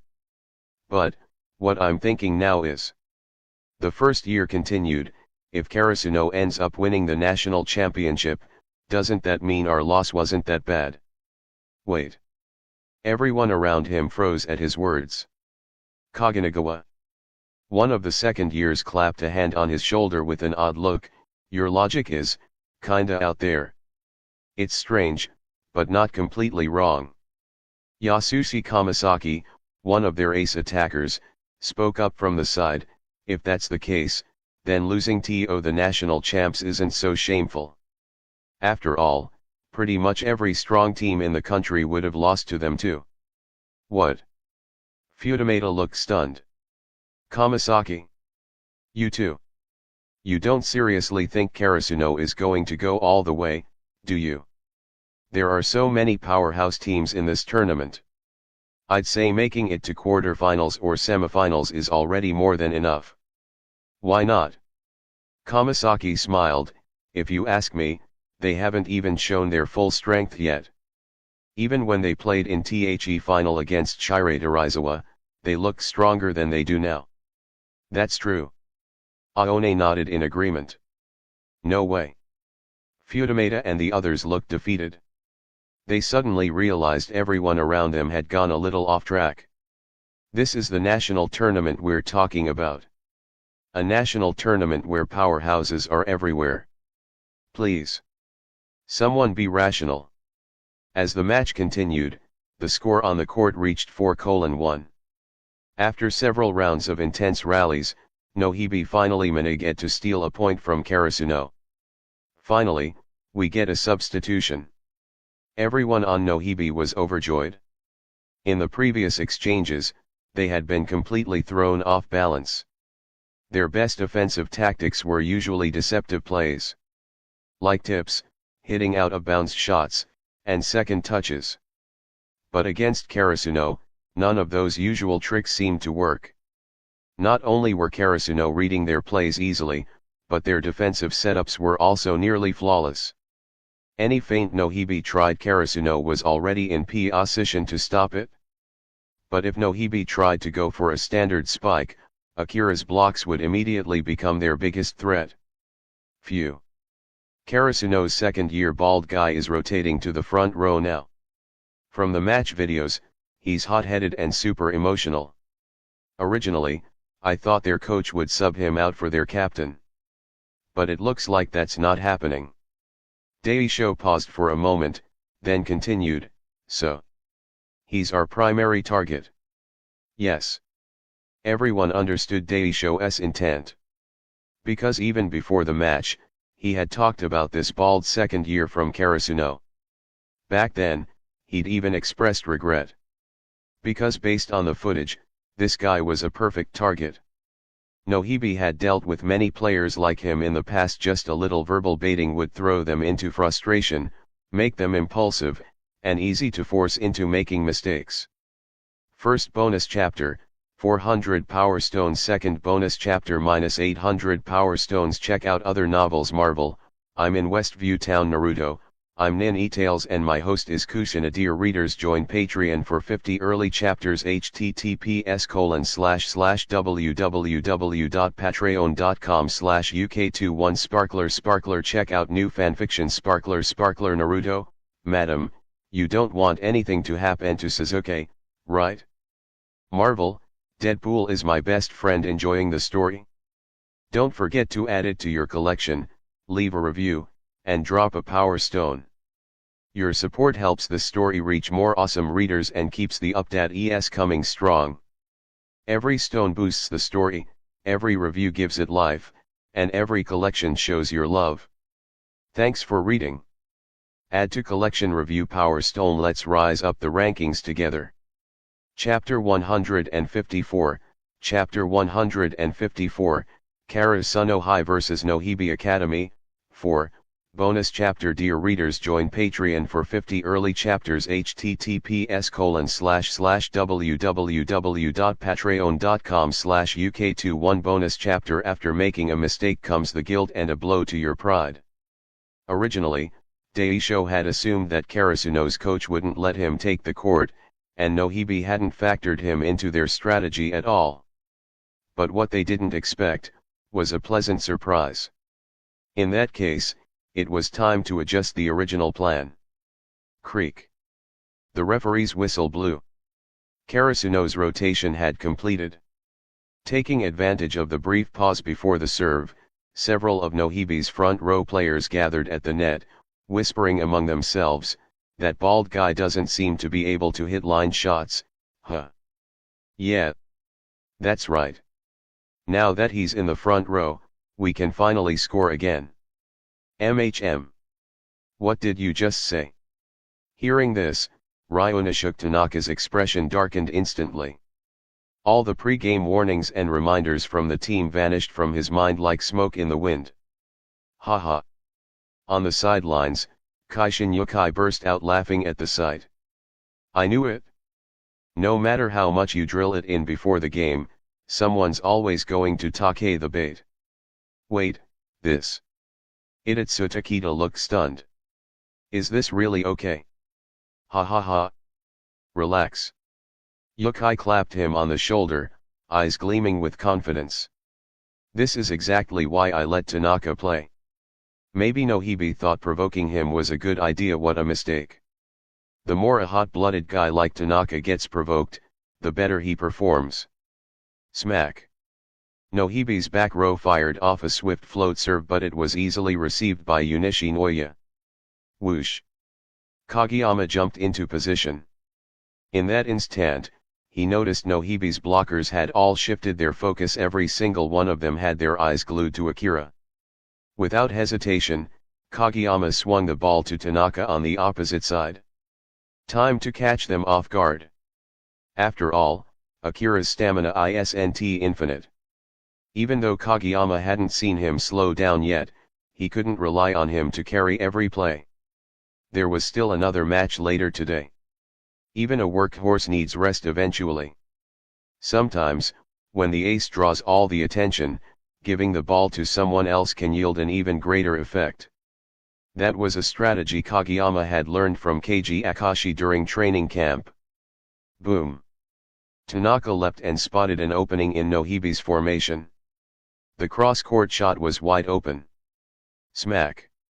He launched the spike straight into that gap. But what no one expected just before the ball landed.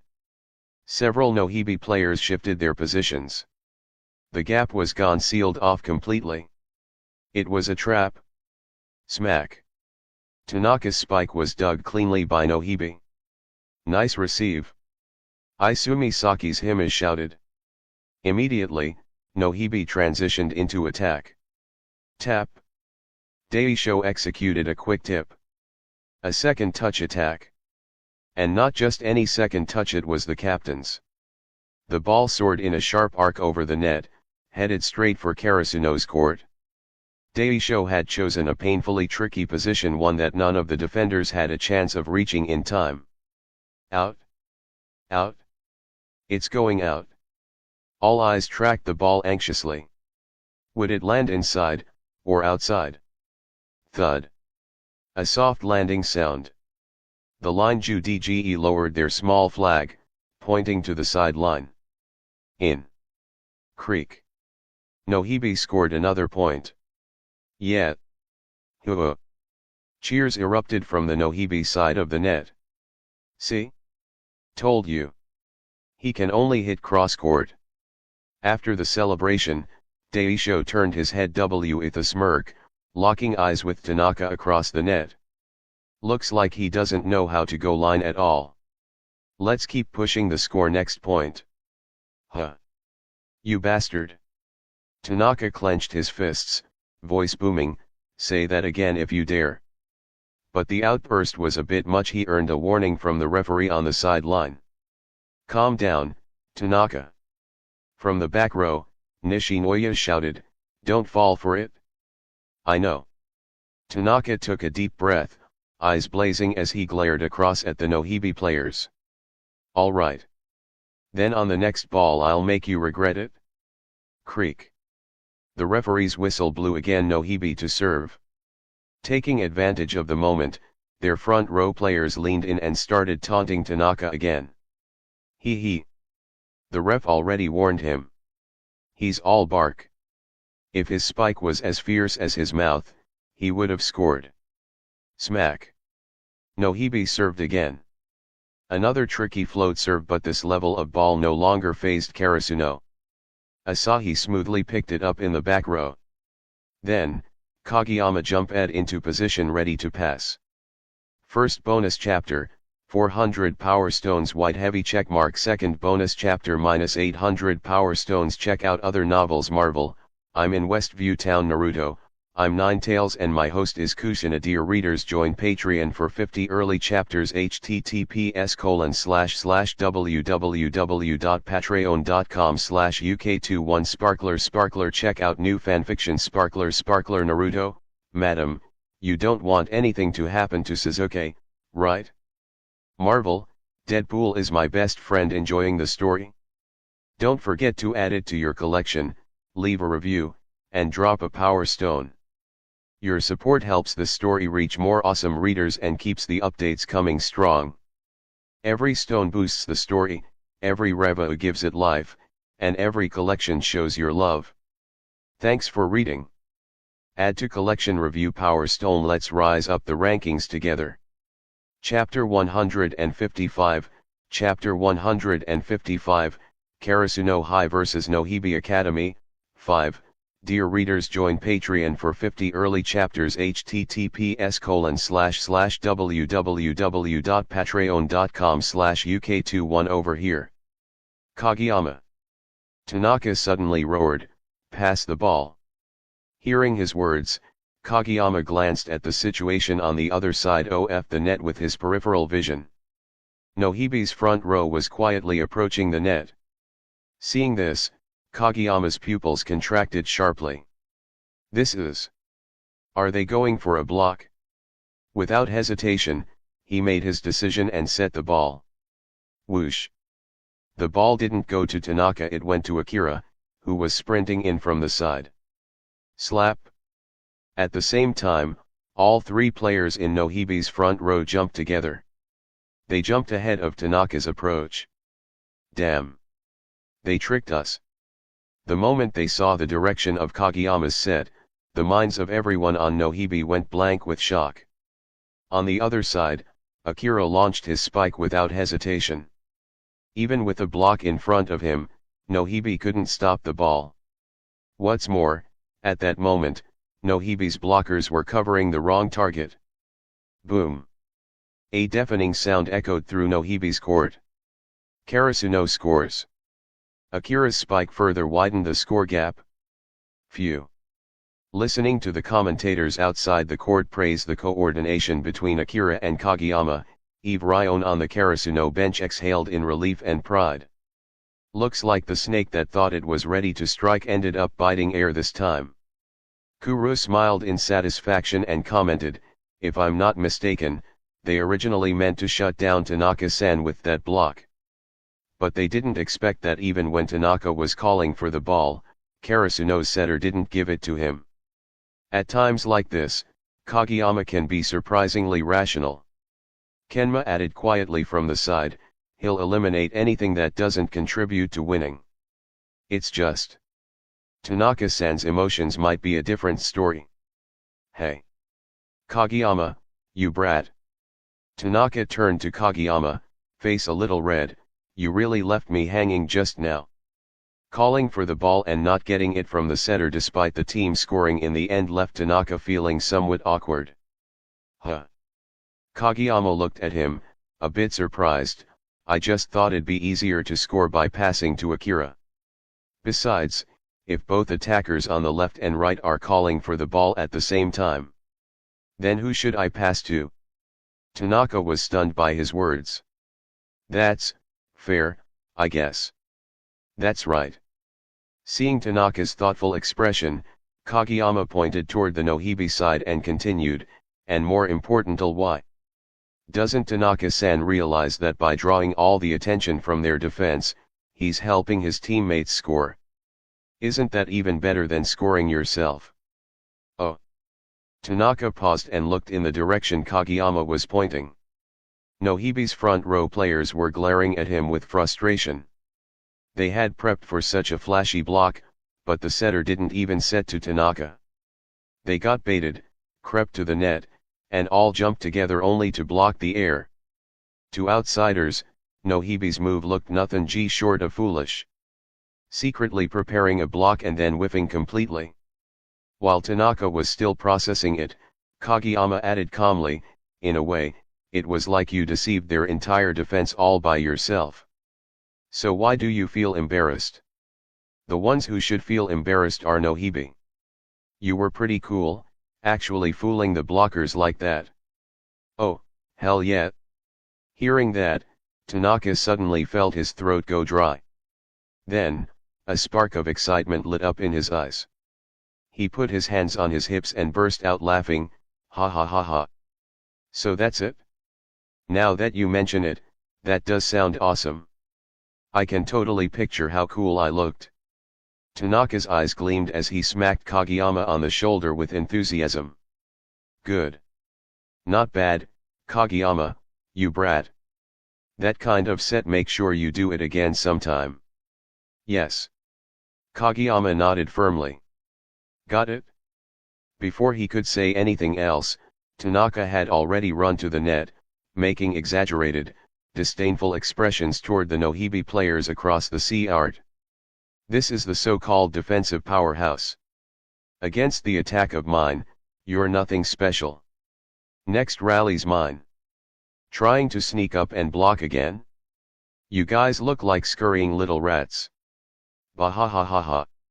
You. Isumi Saki's Hima gritted his teeth and growled, we're stopping you on the next ball.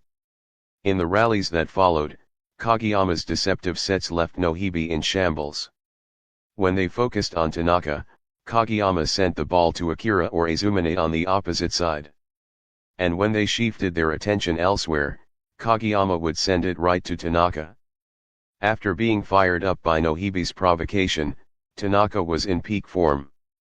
Each time he scored, he celebrated with flamboyant gestures that drew glares from the Nohibi side. And every time they tried to trash talk, Tanaka just laughed them off with a grin and another spike. Ha ha ha ha. Can't even handle my spikes. You might as well give up already. First bonus chapter, 400 Power Stones White Heavy checkmark. Second bonus chapter -800 Power Stones. Check out other novels. Marvel, I'm in Westview Town. Naruto, I'm Ninetales and my host is Kushina. Dear readers, join Patreon for 50 early chapters. https://www.patreon.com/uk21sparkler. Check out new fanfiction. Sparkler Naruto, madam, you don't want anything to happen to Sasuke, right? Marvel, Deadpool is my best friend. Enjoying the story?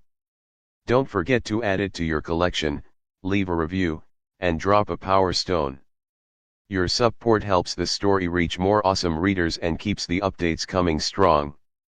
Every stone boosts the story, every review gives it life, and every collection shows your love. Thanks for reading. Add to collection. Review Power Stone. Let's rise up the rankings together. Chapter 156, Chapter 156, Karasuno High vs Nohibi Academy, 6.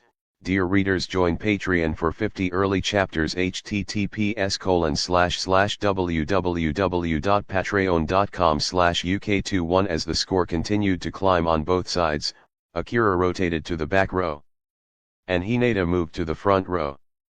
Creak. Nohibi's attack was picked up by Karasuno again. Offense and defense swapped. Whoosh. Kageyama set the ball.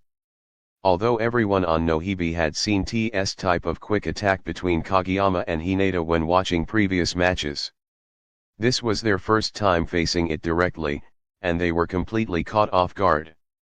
Smack. Off the fingertips and out of bounds. Hinata's first attack from the front row grazed the fingertips of Nohibi's blocker and flew straight out of bounds. Creak. Out of bounds after a touch. Karasuno scores. It was the middle blocker Hiru who had almost managed to catch up to Hinata to block. After the referee made the call, he lowered his head and bowed deeply to the referee. I'm sorry. It did touch my hand just now. Oh. The players on the opposite side of the net were slightly surprised by his actions.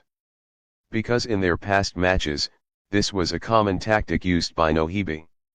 On the surface, he seems polite and reasonable. But there's a hidden agenda. Seeing this unfold, everyone on Karasuno felt a sinking sensation. The referee is neither a machine nor an emotionless god. Isn't it only natural for them to subconsciously favor teams that make a good impression?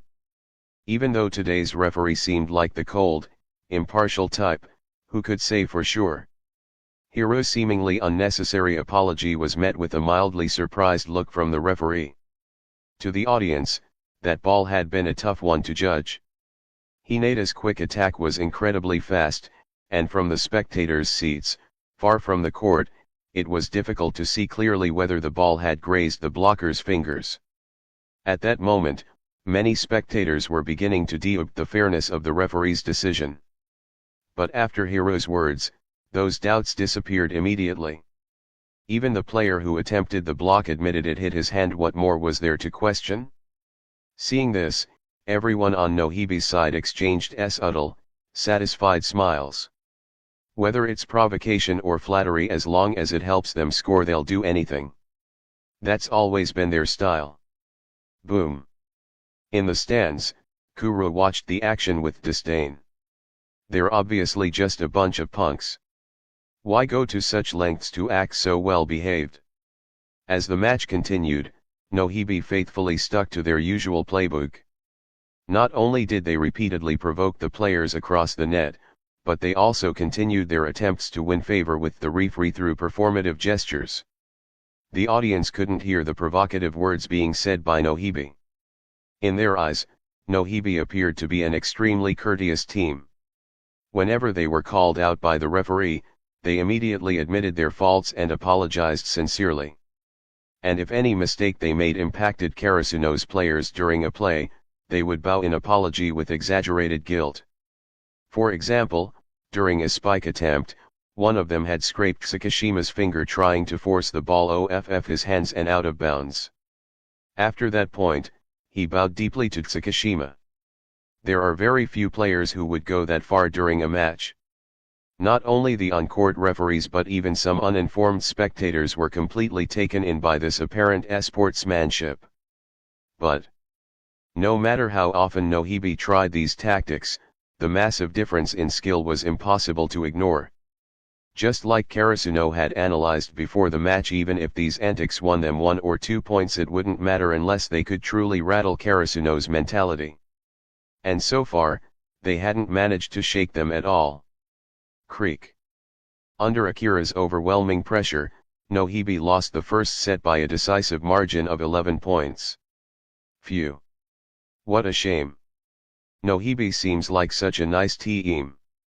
So polite and modest. Yeah. Much more refined than Karasuno's loud bald guy. Too bad. They just don't have the strength. I really wish such a polite team could go further. Some uninformed viewers kept expressing regret over Nohibi's situation. Even if they secretly preferred Nohibi, it was obvious. Nohibi's chances in this match were slim at best. The strength gap was just too wide. Nearby, players who had previously gone up against Nohibi happened to be in the stands. Some had faced Them during the Tokyo Metropolitan qualifiers and lost. Others were their opponents from the earlier rounds of nationals. And all of them had strong opinions about what they were hearing. Polite? They're just pretending. Humph. Exactly. Nohibi's a bunch of shameless fakes. If people saw their true colors, they'd be shocked. Humph. Watching these Nohibi scumbags suffer is so satisfying. Ha ha ha. Right? Karasuno is crushing it. I wish I could join them on court just to watch Nohibi's faces when they lose. With such opposing views, there was no room for agreement between the two camps. The conversation quickly fell silent. Listen up, everyone. Back on the bench, Daisho, who had been all smiles even when trailing in score, suddenly became serious. Our main focus now is to get the match back to our rhythm. In the past, Nohibi had always relied on verbal tactics to shake their opponent's mental state. Once rattled, mistakes would pile up and the crushing guilt of those mistakes would finish them of F. But in the previous set, Karasuno not only resisted their psychological warfare. They got stronger. That was deeply frustrating for Nohibi. Before the match, they had already ruled out Akira as a target for provocation. Then, After a single attempt, the Y ruled out Tsukishima as well. No explanation needed. Nohibi's players suspected that if they kept provoking Tsukishima, they'd be the ones who couldn't take it. And Kageyama, the setter, no matter how much they harassed him, it was like water off a duck's back. Nohibi's players talked their mouths dry, and Kageyama didn't even glance toward them. If that were all, fine. They'd seen players like him before, cold on the outside, boiling inside. Usually, those types would start making errors over time. But after observing him for several rounds, not only did Kageyama not make mistakes, he got better. Pass after pass, his sets became more precise, more powerful, so good that even Nohibi had to secretly admire him. Eventually, they gave up provoking him altogether. If they kept pushing, he might just play even better. And who could they blame then? And the same went for Karasuno's libero and the other back row players. They were unfazed and steady. Then there was that little guy, no Ten Hinata. He looked like a Tota L airhead. But when they taunted him, he just grinned like he didn't even understand what they were saying. In this kind of environment, the players from Nohibi couldn't help but feel that Tanaka's reactions were the most normal ones. First bonus chapter, 400 Power Stones. Second bonus chapter, -800 Power Stones. Check out other novels. Marvel, I'm in Westview Town. Naruto, I'm Ninetales and my host is Kushina. Dear readers, join Patreon for 50 early chapters. https://www.patreon.com/uk21sparkler. Check out new fanfiction. Sparkler Naruto, Madam, you don't want anything to happen to Sasuke, right? Marvel, Deadpool is my best friend. Enjoying the story? Don't forget to add it to YR collection, leave a review, and drop a power stone. Your support helps the story reach more awesome readers and keeps the updates coming strong. Every stone boosts the story, every review gives it life, and every collection shows your love. Thanks for reading. Add to collection, review power stone. Let's rise up the rankings together. Chapter 157, Chapter 157, Karasuno High vs Nohibi Academy, 7. Dear readers, join Patreon for 50 early chapters. https://www.patreon.com/uk21. Regardless of his subsequent performance, he had indeed been rattled by his own words at the beginning. This was exactly what everyone from Nohibi wanted to see the most. So now, all eyes turned to Tanaka again. Relentlessly target that bald player. Every serve, every attack. Send them all his way. Even if his teammates are strong. What we're going to do is isolate him from the rest of Karasuno. Even if his teammates are basking in applause, drag him into the abyss alone. Daisho's expression remained composed. This was a strategy he had already conceived while still on the court. Relentlessly break him. Force mistakes. Make him feel guilty. Make him blame himself. Let him fall from the clouds. We can't beat Karasuno head on, but if we shatter one of them first, we'll start to see cracks in the rest. When facing a team that's clearly stronger than us, all we can do is break them down, one by one. Yes. Meanwhile, on the other side, Karasuno's bench was also discussing Nohibi's tactics. Whew. Those jerks sure can talk. During almost all their downtime just now, they wouldn't stop yapping at the net. Tanaka grumbled as he slumped onto the bench. Haha. Tanaka, you clown. Nishinoya laughed and slapped him on the back. When you're in the front row, you talk just as much as they do. If you ask me, don't even give them the time of day. Nope. No way. Tanaka waved his hand, face lit with excitement. The moment I saw their sour expressions, it felt as refreshing as eating iced watermelon. You don't even know, Noya, when I landed that spike just now, Nohibi's second setter looked like he swallowed a dead rat. Ha ha ha. I'm gonna do it again next round. You're impossible. Nishinoya gave him a helpless smile. Tanaka-senpai. In the next set, they'll probably focus their attacks on you. At that moment, Akira, who had been watching Nohibi from the side, turned and spoke calmly. Huh? Why? Tanaka was the only one surprised. Everyone else looked taken aback too. Ha ha ha. Akira scratched the back of his head with a grin. Because your last set was so outstanding. For the strongest player on a team, isn't it natural for the opponents to target them first? Oh. Tanaka froze for a moment. Then he mumbled, so that's how it is. Everyone thinks I was the standout in the last set. He looked at the others, eyes full of hopeful anticipation. Ow. Crap. Before anyone could answer, Kageyama suddenly clutched his leg and let out a yelp. It was as if something had pinched him. He glared sideways at Akira, about to say something, but then noticed everyone was now staring straight at him. Especially Tanaka, with those wide, expectant eyes. A shiver ran up Kageyama's spine. Ha ha ha. Of course you were, Tanaka-senpai. He forced a smile. Your performance just now was absolutely top-notch. Yeah, Tanaka.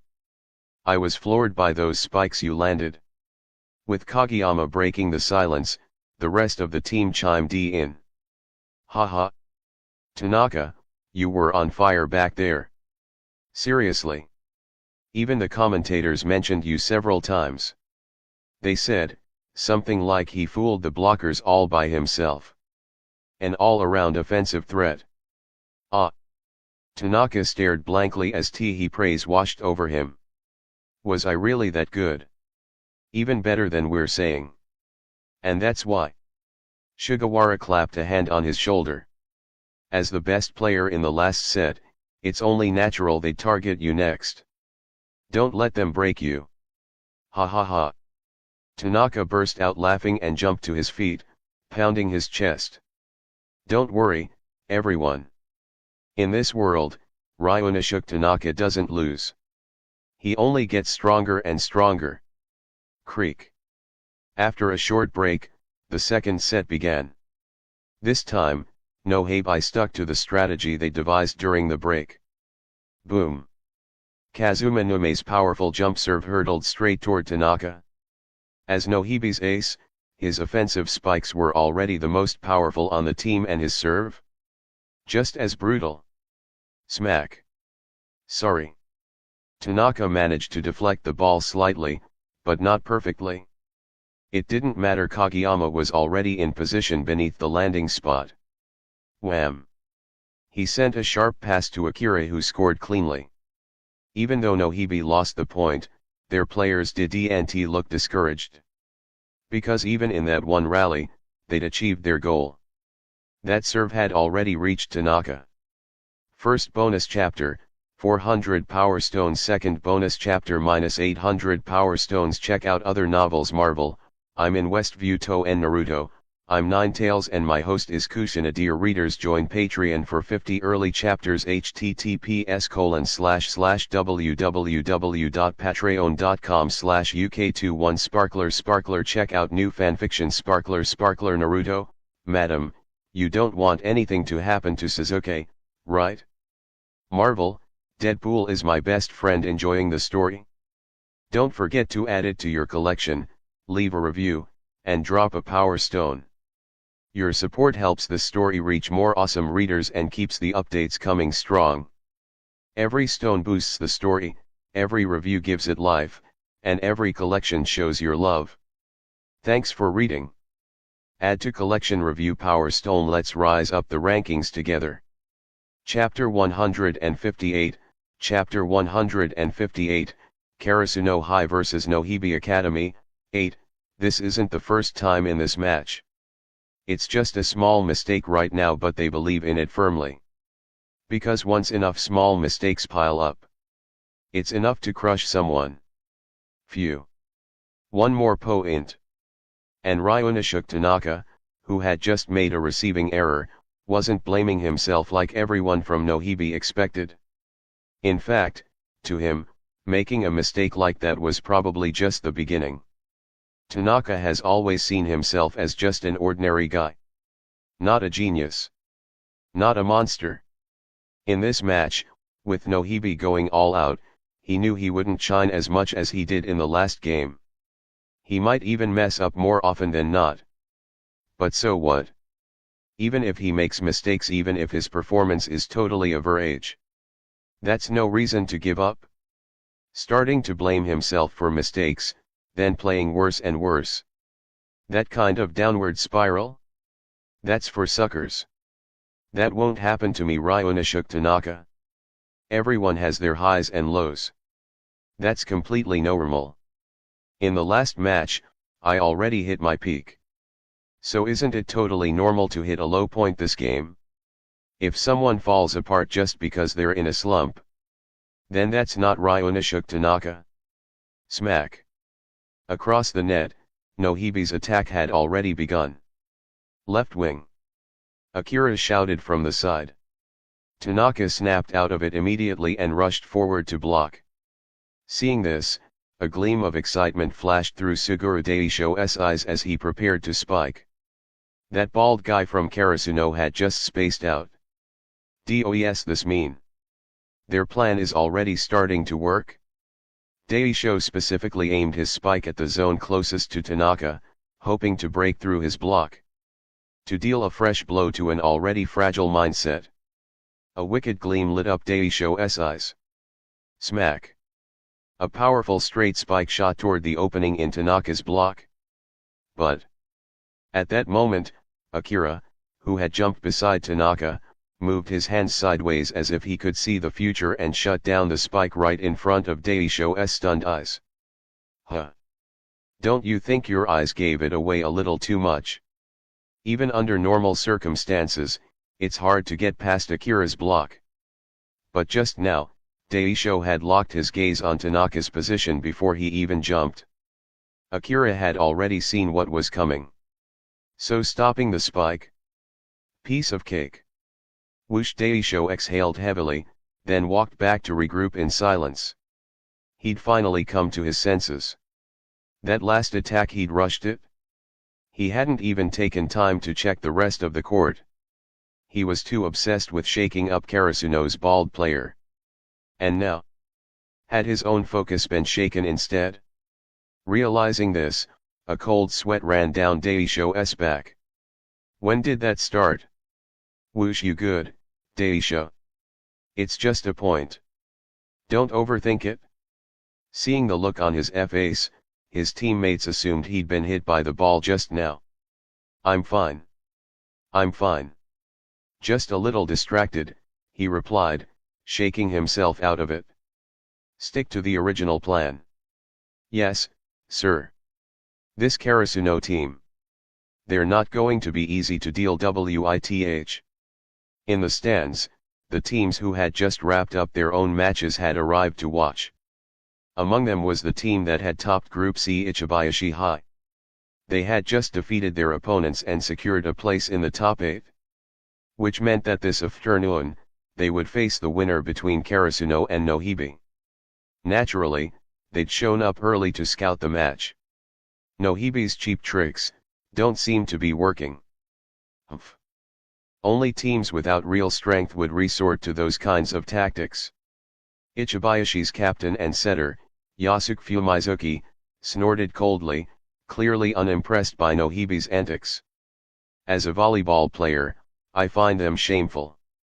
Ha ha ha. Their main attacker, Kiyaki Daigo, laughed and said, so it looks like we'll be facing Karasuno this afternoon. They don't seem easy to beat. At that, the group fell silent. From where they sat, it was obvious how powerful Karasuno was. After watching the match for a while, Yasuke Fumizuki spoke again, building the entire team around individual strength alone. Just like Shiraiterizawa used to. There's no cohesion at all. The moment he mentioned Shiraiterizawa, all of Ichibayashi tensed up. Because last year at Spring High, their team had been completely crushed by Shiraiterizawa. Before that match, almost every one of them believed they'd win. From their perspective, Shiratorizawa was a one-dimensional team. No teamwork. No finesse. Just brute force relying solely on Wakatoshi Ushijima's monstrous spikes to win. How could a team like that ever beat them?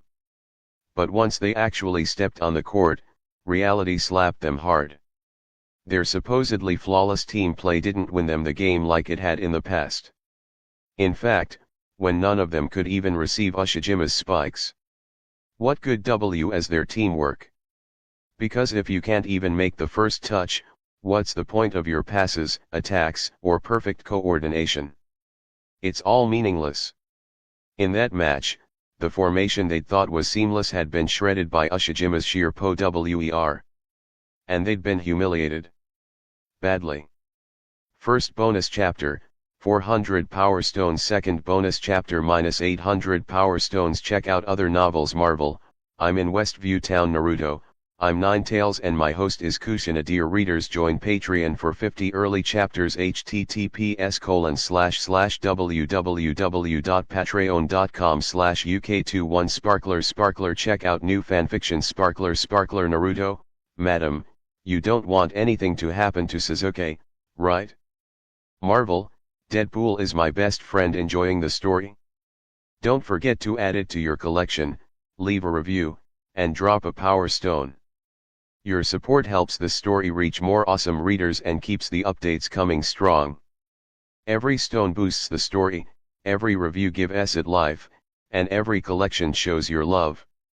Thanks for reading. Add to collection. Review Power Stone. Let's rise up the rankings together.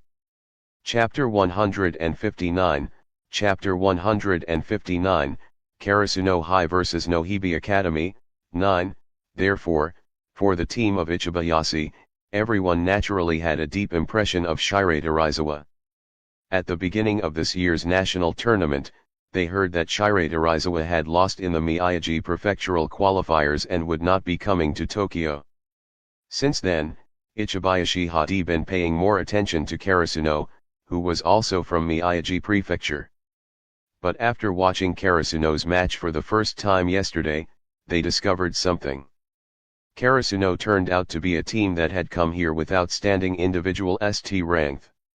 That number 7 on Karasuno is their ace. Everyone on Ichibayashi could see that his importance to Karasuno was equivalent to Ushijima's importance to Shiratorizawa. Only, in their opinion, what made Karasuno stronger than Shiratorizawa was that they also placed more emphasis on teamwork.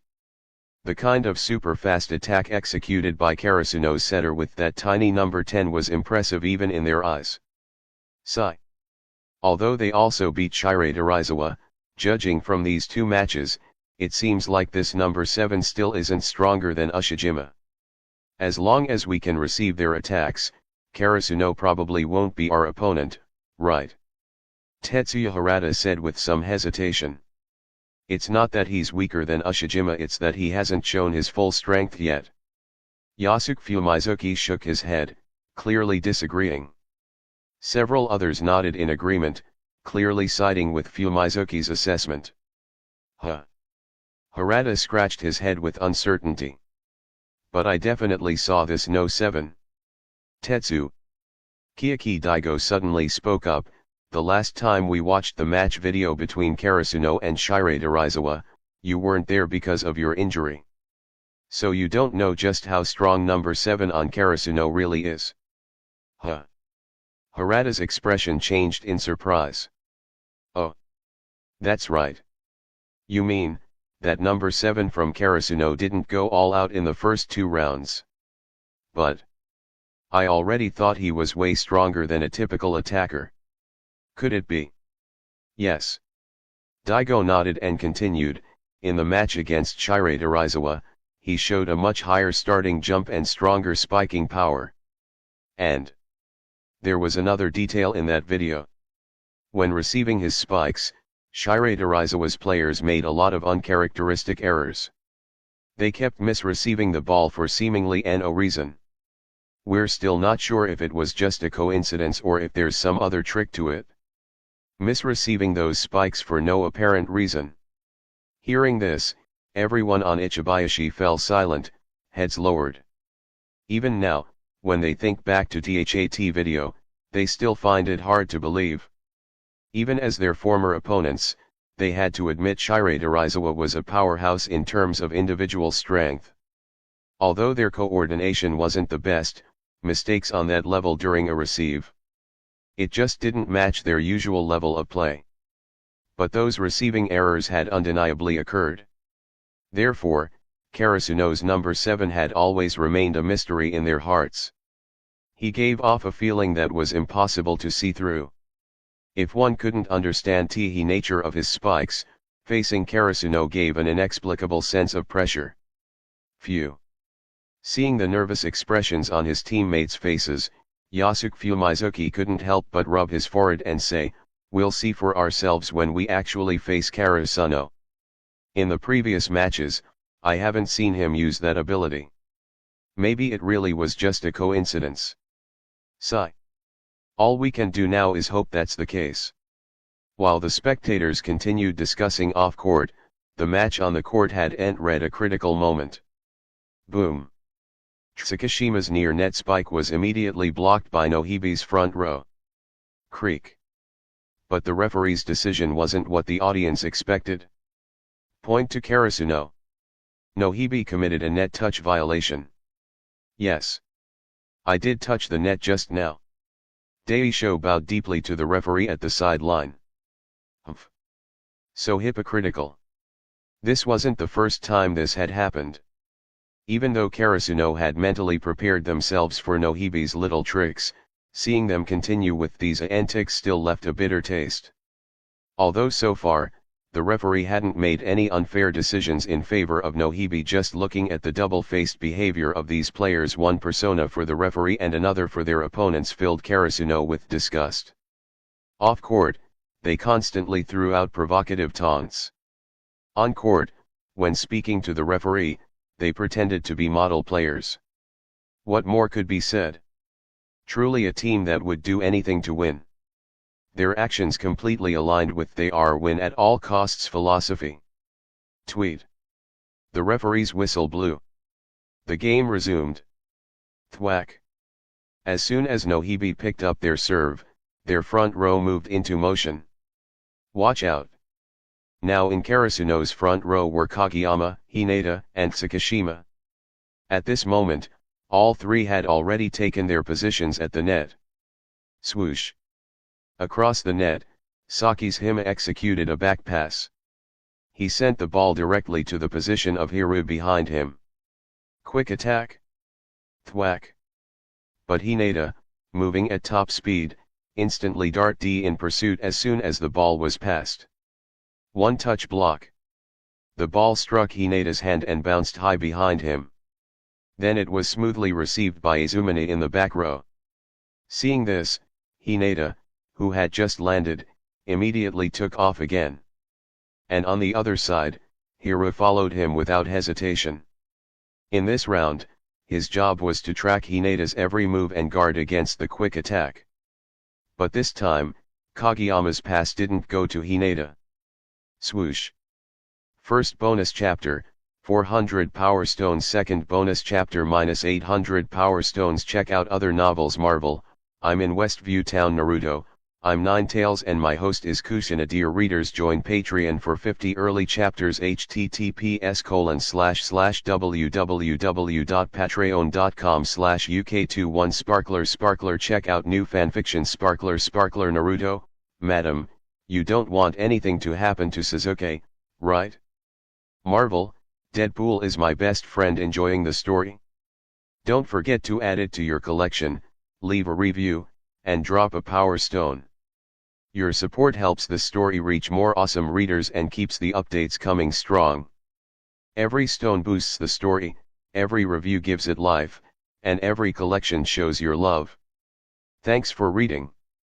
Add to Collectio and review Power Stone. Let's rise up the rankings together. Chapter 160, Chapter 160, Karasuno High vs Nohibi Academy, 10, just a normal high ball, sent to Tsukishima on the other side. On the opposite side of the net, Two Nohibi players Ju Mped at the same time block. But someone as sharp as Tsukishima, how could he be stopped so easily?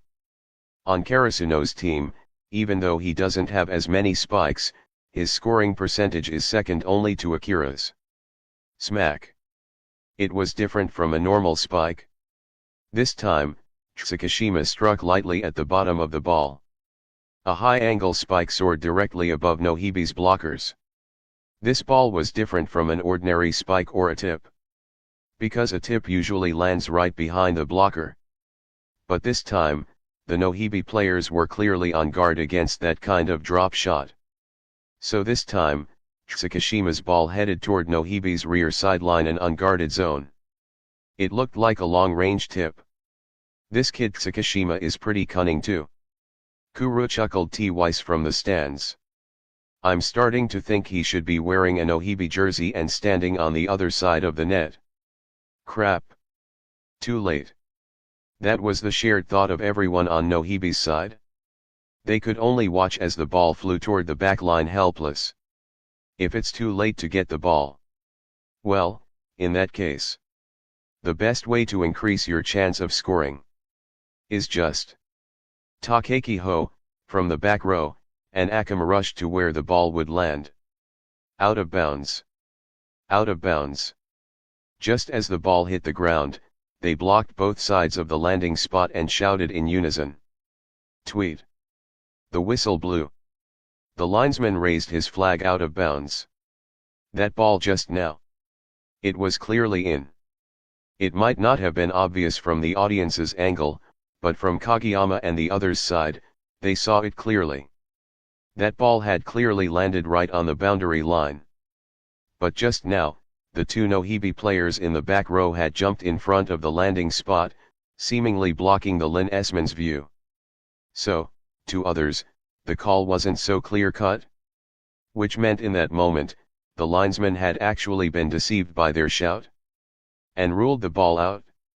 Seeing this, Kageyama turned toward the main referee. But he wasn't hopeful. Because from the referee's position, it was probably hard to see the details of the play. Sure enough, after glancing at the linesman's flag, the referee awarded the point to Nohibi. Just now. Hinata tried to protest, but Kageyama stopped him. Besides Nohibi's play no one else had a clear view of the ball. And without any solid evidence, it was nearly impossible to get the referee to overturn the call based on just one side's word. Otherwise, in the future, every team would make a scene, one claiming the ball was in, the other saying it was out. How would the match even go on? That situation just now, it could only be said that those two from Nohibi had timed it perfectly. They shouted just as the ball landed. Not even a second off. Seeing this, Daisho and the authors turned and looked across the net with smug smiles. Their eyes seemed to say again, in the so-called battlefield of competition, nothing is truly decided. Everything is just to ride that elusive tailwind. Tweet. The match continued. Man. Seeing this unfold, Kuro sighed from the sidelines. If I'm not mistaken, that was a line touch ball. What? Everyone nearby was stunned. A ball that landed on the line. Lef exclaimed in shock, then why did the referees still make that call? Because those two from Nohibi blocked the linesman's view, right? Kai recalled the situation and said uncertainly. Exactly. Kuro nodded. That's their usual trick. In the absence of a video review system, it almost always works, and even Fukuradani once lost a point this way. The other Nekoma members were stunned by Kuro's words. This is so shameless. Lef looked at the court in disbelief, unable to help himself. He hadn't played volleyball for long, and this incident just now completely shattered his worldview. At that moment, Kuro suddenly spoke again. Daisho once said to me, since everyone wants to win so badly, why not use every method available? If I'm no longer your equal, how could I beat you using only conventional tactics? Then should I just obediently accept defeat? This is just. Kenma stammered, unable to find the right words to respond to Daisho's philosophy. Even if you want to win, that's no excuse for tactics like that. What meaning does a win like that even have? That's probably the difference between those guys from Nohibi and us. Kuro sighed again. Even though he and Daisho had been friends for years, that didn't mean he agreed with Daisho's approach. Still, even if they want to win so badly, they're about to meet their end. Hearing this, everyone from Nekoma turned to look at the large screen outside the court. Right now, Nohibi was being cornered by Karasuno. First bonus chapter, 400 Power Stones. Second bonus chapter -800 Power Stones. Check out other novels. Marvel. I'm in Westview Town. Naruto. I'm Ninetales and my host is Kushina. Dear readers, join Patreon for 50 early chapters. https://www.patreon.com/uk21sparkler. Check out new fanfiction and Sparkler Naruto. Madam, you don't want anything to happen to Sasuke, right? Marvel, Deadpool is my best friend. Enjoying the story? Don't forget to add it to your collection, leave a review, and drop a power stone. Your support helps TS story reach more awesome readers and keeps the updates coming strong. Every stone boosts the story, every review gives it life, and every collection shows your love. Thanks for reading. Add to collection review power stone. Let's rise up the rankings together. Chapter 161, Chapter 161, Karasuno High vs Nohibi Academy, 11, Karasuno 2112 Nohibi. Karasuno's score has surpassed 20 points. Phew. Tanaka's heavy gasps echoed through the court. He had long lost count of how many times he'd received the ball in the past few rallies. Every time Nohibi served, it almost always came toward his position. And whenever they launched a spike, if the situation allowed, they targeted him again. Under such pressure, both his body and mind were pushed to their limits. He had to remain on constant alert for Nohibi's attacks. And yet, Tanaka hadn't been crushed by the onslaught. Even though his body was exhausted. Even though he'd made mistakes when receiving the ball. Even though everyone on Nohibi sees Ed every chance to mock him. When Kageyama set the ball for him, Tanaka still leapt high. Gave it his all and struck the ball with everything he had. This bald guy, he's too tough. By now, as the match had dragged on to this point, everyone on Nohibi was filled with frustration and helplessness. They thought they had executed their plan perfectly, relentlessly targeting the bald-headed wing spiker. Attacking him, taunting him, pressuring him with every tactic they had. All of it was meant to break his mental state. But even after all of that bald head only seemed to grow stronger with each play. There wasn't the slightest sign that he was close to crumbling. Swish. Tanaka-san. Kageyama's loud call rang from across the court. Tanaka instantly snapped to attention and started his approach. Nohibi stinky punks. Don't underestimate me. Wham. Nohibi had already done their best to form a solid block, but Tanaka still found an opening and launched his attack. Boom. The ball slammed into the court. Karasuno scores. Now, they were just one step away from victory this morning. I'm starting to think, maybe we were wrong to target this guy from the beginning. On the other side of the net, Suguru Daisho muttered with a wry smile. Maybe going after that setter or their big ace would have made more sense. At this point in the match, with such a wide point gap, even the players of Nohibi were beginning to lose hope. Feeling defeated already, Captain? That's not like you at all. Kazuma Nume clapped him on the shoulder, a small grin tugging at his lips. If we're talking toughness, how could we lose to that bald guy across the net? Look at him, he's still fired up. If you give up now, be careful not to get mocked by him later. Oh. Daisho paused mid-thought. He looked up and saw all his teammates grinning at him. Yeah. Daisho. You really gonna let that annoying bald head look down on us? I bet if we give up now, he'll definitely mock us after the match. And if I'm not mistaken, that Kuru from Nekoma is probably watching from the sidelines right now. You want him laughing at us too? Hearing their words, Daisho came back to his senses. Ha ha ha. No way. I'm not giving up. I just needed to vent a little. Alright then. Back to the game. Let's get annoying and take them down. Yes. Watching the situation unfold on court, Nishinoya couldn't help but smile slightly. In fact, everything was unfolding just as he'd expected before the match began. Even if Nohibi managed to claw back 1 or 2 points with cheap tricks, it would hardly change the outcome of the match. Tanaka. He's really something. Noya exhaled, impressed. Haha. Tanaka's always been like this. No matter the situation, I've never seen him lose spirit. Beside him, Daiichi Sawamura watched Tanaka on the court, pride swelling in his chest. Even though he wasn't playing today, seeing Tanaka's performance made him feel proud from the bottom of his heart. Doing well when things are going smoothly, that's something anyone can do. But being able to maintain your fighting spirit in the face of adversity, that's something only a few can achieve. And today, Tanaka had shown them the true meaning of perseverance. Tweet. As the referee's whistle sounded, everyone's gaze turned toward the big screen on the edge of the court. Karasuno's score had reached 24 points. Just one more point, and they would win the match and advance to the quarterfinals of the tournament. Send in a good one, Tanaka.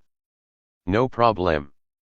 At that moment, Tanaka already felt like he was running on fumes, but as he walked to the service line, he gathered the last of his strength and lifted his spirits. Because he knew as long as the match wasn't over, there could be no rest. Tweet. The referee gave the signal. It was serve time. Tanaka gritted his teeth and focused on Nohibi's formation across the net. He searched for any weak point. He didn't need to score with the serve, just throw them off enough to mess up their reception. Give his blockers a good chance at shutting down the return. Every second of standing there in silence felt like a massive burden on his already drained body. There. At last. Tanaka spotted a slight gap in Nohibi's back row defense. This is it. Time was running out. Tanaka tossed the ball decisively. Smack. The serve flew out. First bonus chapter, 400 Power Stones. Second bonus chapter -800 Power Stones. Check out other novels. Marvel. I'm in Westview Town. Naruto. I'm Ninetales and my host is Kushina. Dear readers, join Patreon for 50 early chapters. https://www.patreon.com/uk21 Sparkler. Check out new fanfiction. Sparkler Naruto. Madam, you don't want anything to happen to Sasuke, right? Marvel, Deadpo OL is my best friend. Enjoying the story? Don't forget to add it to your collection, leave a review, and drop a power stone. Your support helps the story reach more awesome readers and keeps the updates coming strong. Every stone boosts the story, every review gives it life, and every collection shows your love. Thanks for reading. Add to collection review Power Stone. Let's rise up the rankings together. Chapter 162, Chapter 162, Karasuno High vs Nohibi Academy, 12. Haikyuu 162. Although his serve wasn't as sharp and powerful as a jump serve, it had been honed through tireless practice. On the opposite side of the net, the moment they saw Tanaka's serve, several players in the back row couldn't help frowning. They didn't have much time to think because the ball was fast. Some players from Nohibi could only vaguely feel. This ball landed in a spot that made them especially uncomfortable. Crack. The libero in the back row, So Akama, along with another back row player, dove for the ball at the same time. Smack. But Tanaka's serve still hit the floor just before their desperate dive. Tweet. The linesman lowered his flag. Inbounds. Seeing this, the referee at the net immediately blew the whistle. Karasuno scores. Their score is 25. The match is over. Seeing the result, Tanaka stood stunned on the other side of the net. He truly hadn't expected his serve to score the final point. Before he could react, everyone rushed toward him. Yeah. We won. Tanaka-senpai. So cool. That's right. And not just because of that serve. Ha ha ha. Tanaka. That one was amazing. Even better than the Kageyama. Yeah. You shone even brighter this time. Tanaka was completely exhausted, but when he heard everyone's cheers, he couldn't help but grin. Ha ha ha. Of course. When have you ever seen me, Tanaka, admit defeat? All right, all right. At that moment, Coach Yokai walked over from off the court. Don't all crowd around Tanaka. Hurry up and take a break. We'll go eat in a bit. After all, we've got another match this afternoon. Yes, coach. Ugh. The players from Nohibi collapsed onto the court. The intense match had been a huge test for them. Our tournament run ends here. Feeling regretful, Captain? Haha. Not really, Daisho replied, though he could feel a sting at the tip of his nose. How could people like them so obsessed with victory not care about the outcome? Honestly. When we first started the tournament, I didn't expect we'd make it this far. But even knowing that, now that we've lost, it's still hard to accept.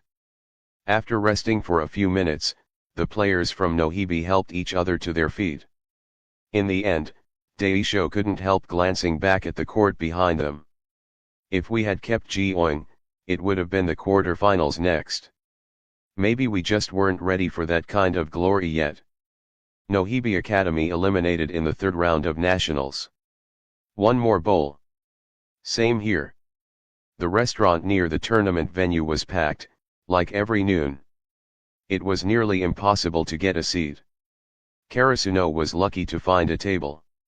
You two idiots, are you even chewing? Everyone at the table looked over at Kageyama and Hinata, a bit exasperated. The two were frantically shoveling rice into their mouths, glaring at each other like rivals.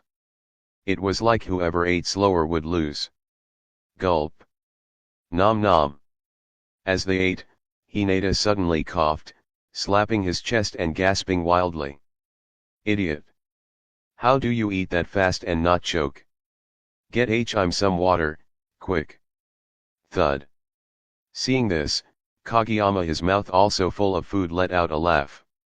But halfway through, his face suddenly turned pale. Water. Get more water. He's choking too. After lunch, everyone returned to the venue. Just like the previous 2 days, they sat in the sparse stands and rested for a while before the afternoon matches. Hey. You two, where do you think you're going? Daichi frowned. Ever since what happened at lunch, he felt like Kageyama and Hinata were especially unreliable. Haha. We're just going for a walk. Yeah, our match is in the second group this afternoon. We've got time. You two. Daichi was about to scold them, but then sighed and held back. He figured it probably wouldn't make a difference anyway. Now, only 8 teams remained. That meant 4 matches would take place this afternoon. But they wouldn't be held all at once. Instead, they were divided into 2 blocks. 2 matches per block. And Karasuno's match was scheduled in the second block. Daichi glanced at the others, who were already resting nearby, and could only tell the 2 of them in resignation, be back soon. Thanks, Captain Daichi. Hearing that, Kageyama and Hinata looked at each other and bowed cheerfully. First bonus chapter, 400 Power Stones. Second bonus chapter -800 Power Stones. Check out other novels. Marvel, I'm in Westview Town. Naruto, I'm Ninetales and my host is Kushina. Dear readers, join Patreon for 50 early chapters. https://www.patreon.com/uk21sparkler. Check out new fanfiction. Sparkler Naruto. Madam, you don't want anything to happen to Sasuke, right? Marvel, Deadpool is my best friend. Enjoying the story? Don't forget to add it to your collection, leave a review, and drop a power stone. Your support helps this story reach more awesome readers and keeps the updates coming strong. Every stone boosts the story, every review gives it life, and every collection shows your love. Thanks for reading. Add to collection review power stone. Let's rise up the rankings together. Chapter 163, Chapter 163, Og Tiny Giant Daichi said faintly, if you don't manage your break properly at noon and it affects your performance in the afternoon match, you'll getting subbed out. Subbed out. Kageyama and Hinata flinched together. We know. We'll be right back. Under Daichi's sharp gaze, the two suddenly felt uncomfortable and hurriedly ran off. This afternoon's matches include Kamomide vs Mijinazaka and Inarizaki vs Ichibayashi. This venue only hosts one match. The Kamomide vs Mijinazaka match is being held at another venue. It's a place just as large as this one. The other two afternoon matches, Itakayama vs Fukurodani and D Karasuno vs Inyabushi, will also take place, but only Karasuno's match is held at this venue. Fukurodani's match is also happening at another site. This year's Inter-High tournament is getting massive attention. The tournament organizers decided to spread matches across venues due to the overwhelming demand for seats. The teams that win this afternoon, their semifinals tomorrow, will be held somewhere entirely different from the current venues. That's right, the biggest and most dazzling location of them all, Center Court. Far larger than this place. It's a separate stadium located right in the heart of the gym complex. It's every team's dream to set foot there and compete. While the players squeezed every minute of their break to rest, outside Teehee Stadium, more spectators began to gather. Phew, it's really not easy to get here just to watch a match. A man with long hair squeezed through the bustling crowd, gazing up at the huge gymnasium in front of him with a nostalgic smile. SHH. Keep it down. Don't get noticed. Next to him stood a man acting suspiciously. Wearing dark sunglasses and a mask despite the summer heat. Ahaha. The long-haired man's mouth twitched awkwardly as he laughed twice and glanced helplessly at his companion. Tsukishima senpai. I really don't think you need to go that far with the disguise. Of course I do, Tenma. If my brother sees me watching his match, I'm dead meat. The sneaky-looking man was Akitaru Tsukishima, older brother of Kate Tsukishima. He was once a member of Karasuno's volleyball team but has since graduated from university. Ha ha ha. Hearing that, Uday Tenma scratched his head and chuckled. So that's the reason. Honestly, if you hadn't called me on the train, I wouldn't have recognized you at LL. Ah, well, better safe than sorry.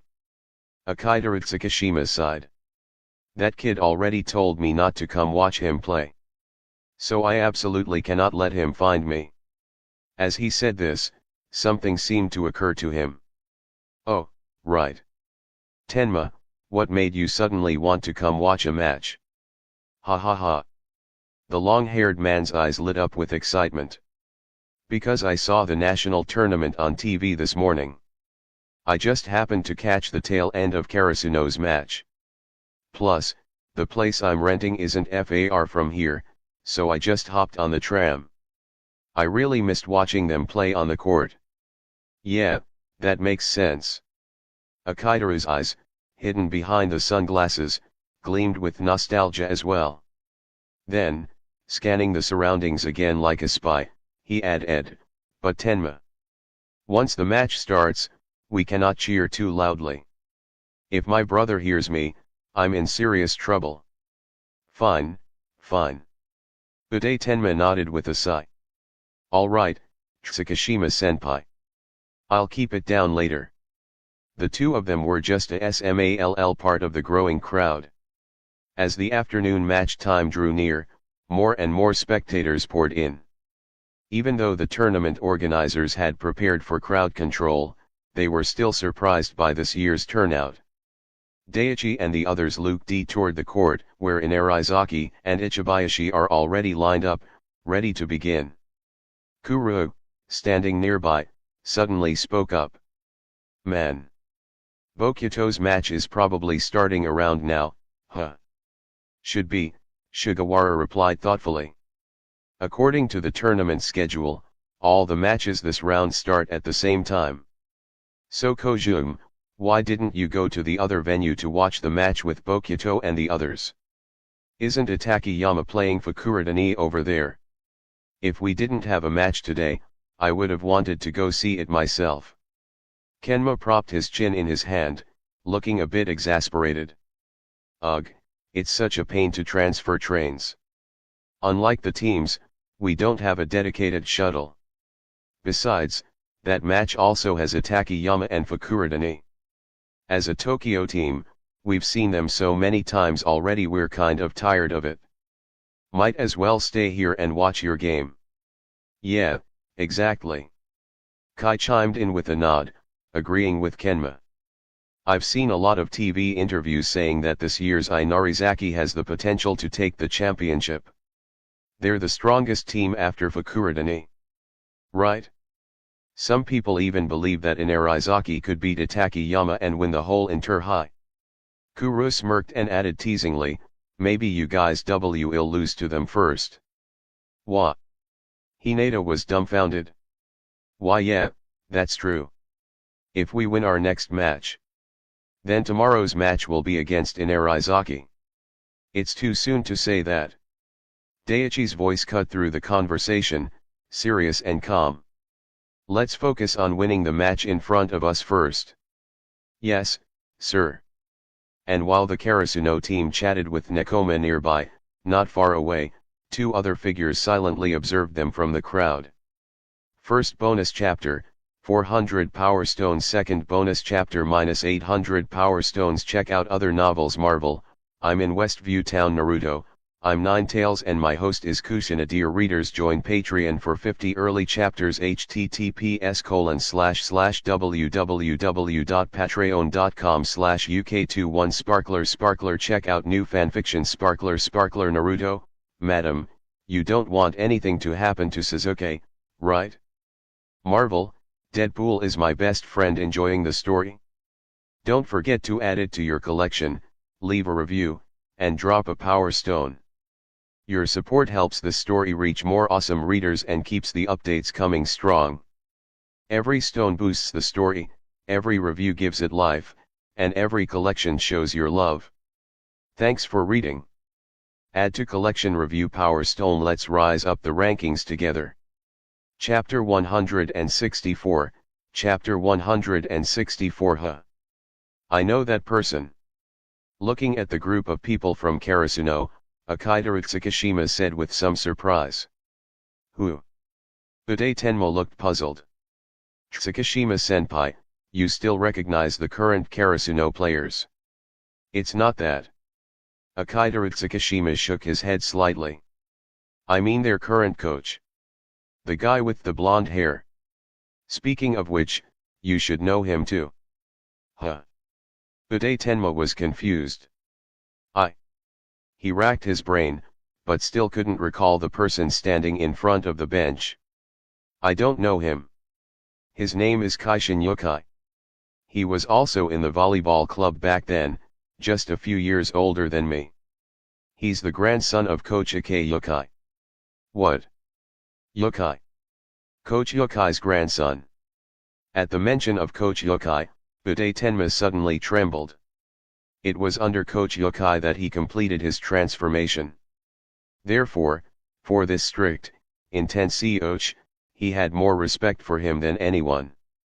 "This," Uday Tenma said in disbelief, "to think that Coach Yokai's grandson has come to Karasuno to coach now. No wonder. Karasuno's results are so good this year.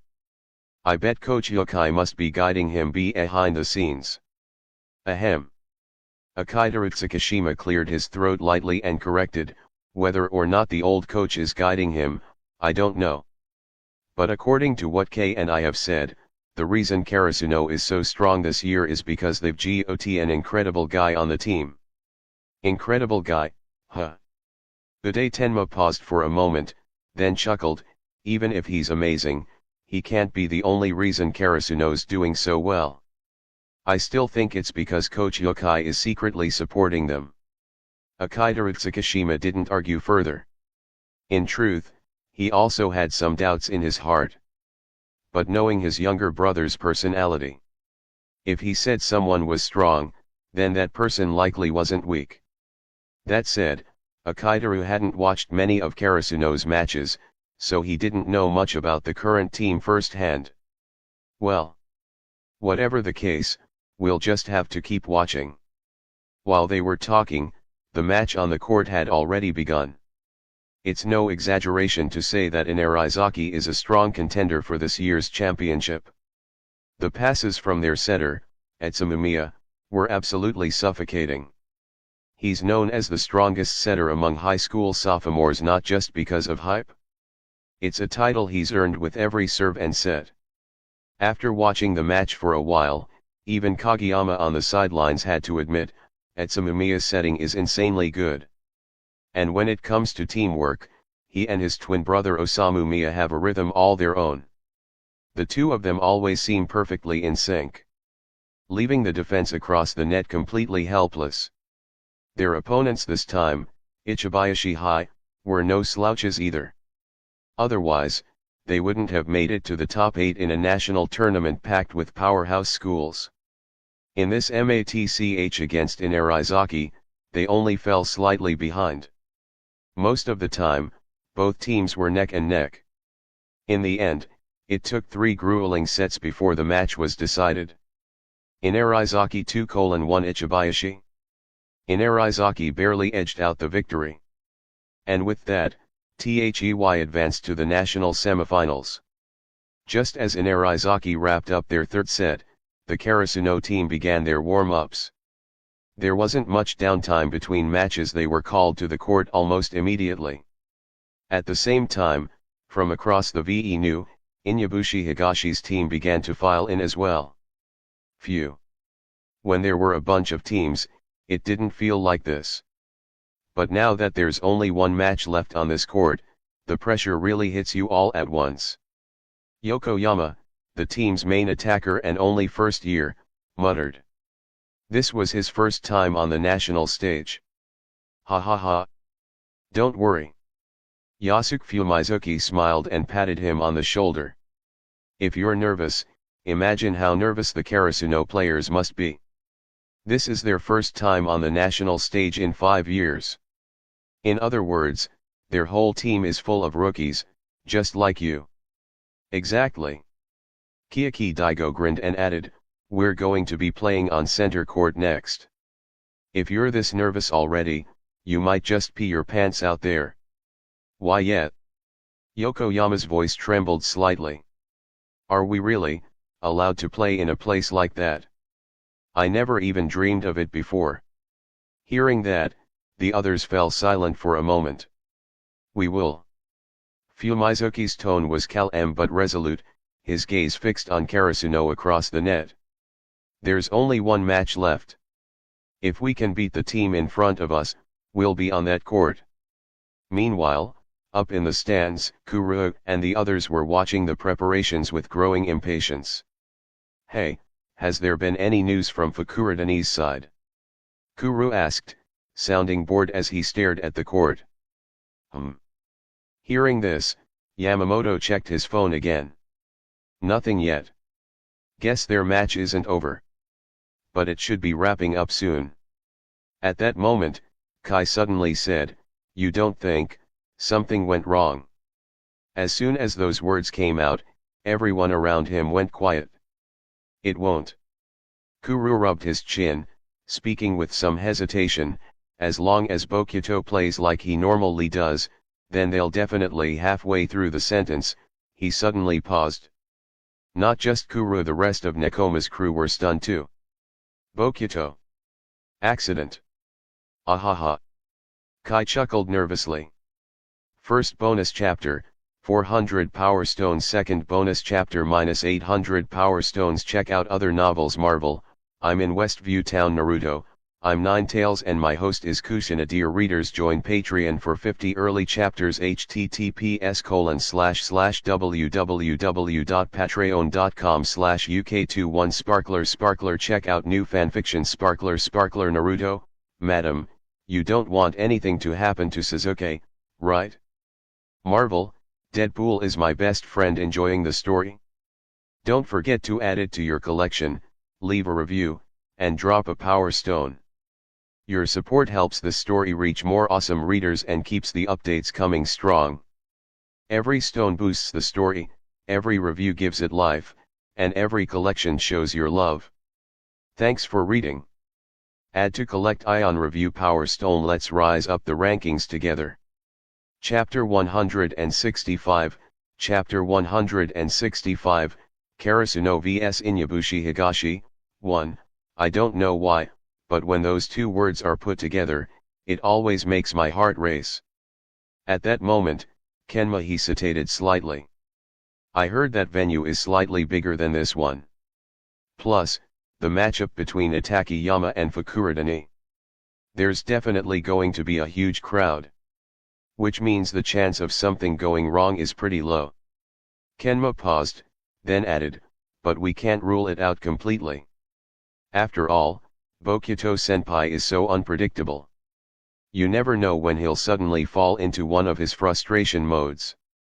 While everyone from Nekoma was wondering about the outcome of Fukurodani's match, over on another court, Karasuno's game was the first to get underway. Since the morning match had taken a toll on their stamina, Daichi decided to rest Tanaka and take his place on the court. On the opposite side of the net, a player from Inyabushi Higashi stepped into position. After the referee confirmed the jersey numbers on both sides, the whistle blew. Karasuno High vs Inyabushi Higashi High quarterfinals. Officially underway. Tweet. Karasuno had won the coin toss earlier, so the first serve went to Inyabushi Higashi. Nice serve, Yokoyama. Yes. Yokoyama's voice trembled slightly, but even in that tense moment, he managed to steady himself. After a quick breath, he launched his serve hard toward the other side of the net. However, just as the ball left his hand, he felt something was off. Thud. The ball clipped the edge of the net and dropped straight down in front of him. Tweet. The referee blew the whistle. Inyabushi Higashi's serve hit the net. Karasuno scores the first point. Yokoyama froze, staring blankly at the ball lying on the ground. Fumizuki-senpai. He smiled bitterly, the kind that looked more painful than crying. It's fine. Don't get nervous. Tetsuya Harada came over and gave him a reassuring pat on the shoulder. We played so many matches to get here. What's there to panic about? Fumizuki, when he first started playing, he was worse than you. When it comes to mindset, losing a point means nothing. Yasuke Fumizuki turned his head and added from the front, shake it off and refocus. The team still needs you. Yes. As a team built on coordination, every player and every link in the chain mattered. Since Inyabushi Higashi lost the point on their serve, Karasuno now had the ball. Hinata. Don't serve like that guy. As Hinata turned to head to the service line, Kageyama threw a smirk over his shoulder. You jerk. Hinata immediately exploded in frustration. I'm aiming right for the back of your head with this one. You wouldn't dare. You two idiots. Quiet down already. Daichi, from the back row, looked exasperated. Their constant bickering had become routine at this point. Just watching the two of them was exhausting. Tweet. The referee signaled. Time to serve. Whap. This time, Hinata didn't mess up like Yokoyama had. While it wasn't a flashy serve, it cleared the net cleanly. Harada, in the back row, held his breath and received it smoothly. "Here we go." Setter Yasuke Fumizuki shouted low, and then, in their formation, all four players excluding the libero took off running simultaneously. A synchronized multiplayer attack. But Inyabushi Higashi's version of a multiple attacker assault was different from the standard. As their four players charged forward, they didn't move in a straight line, they crossed said paths in staggered patterns. Then, once that chaotic formation was complete, they all surged back toward Fumizuki at center court. It looked like the stars were orbiting the moon. To any ordinary setter, the chaos would be disorienting. Who do you pass to? What kind of set? Mistaking a front row player for a back row one could be disastrous. But Fumizuki wasn't just any setter. They'd rehearsed this formation countless times, his mind was clear. Not only was he already calculating the best attack route, but he still had the capacity to observe Karasuno's defense across the net. Thump, thump, thump, thump. A flurry of jumps erupted beside him. All four attackers jumped at once. Surprisingly, the two back row players were faster and jumped higher than the front row ones. Which meant, now, all four attackers were at nearly the same height. Two on the left, two on the right. Like a dense fog rolling in. It's here. Inyabushi Higashi's signature synchronous attack. The commentator shouted from the stands, excitement in his voice. First, chaotic running patterns to disrupt the blockers. Then, four simultaneous jumps, perfectly in sync. That way, regardless of when the setter decides to strike, or who he passes to, they retain full control over the initiative. Karasuno's blockers. What will they do? Even Sugawara, watching from the bench, didn't call out any instructions right away. This offensive formation was tricky. The setter had all the options in his hands. Even though Karasuno had studied it in video footage before, stopping it on the first try would be no easy task.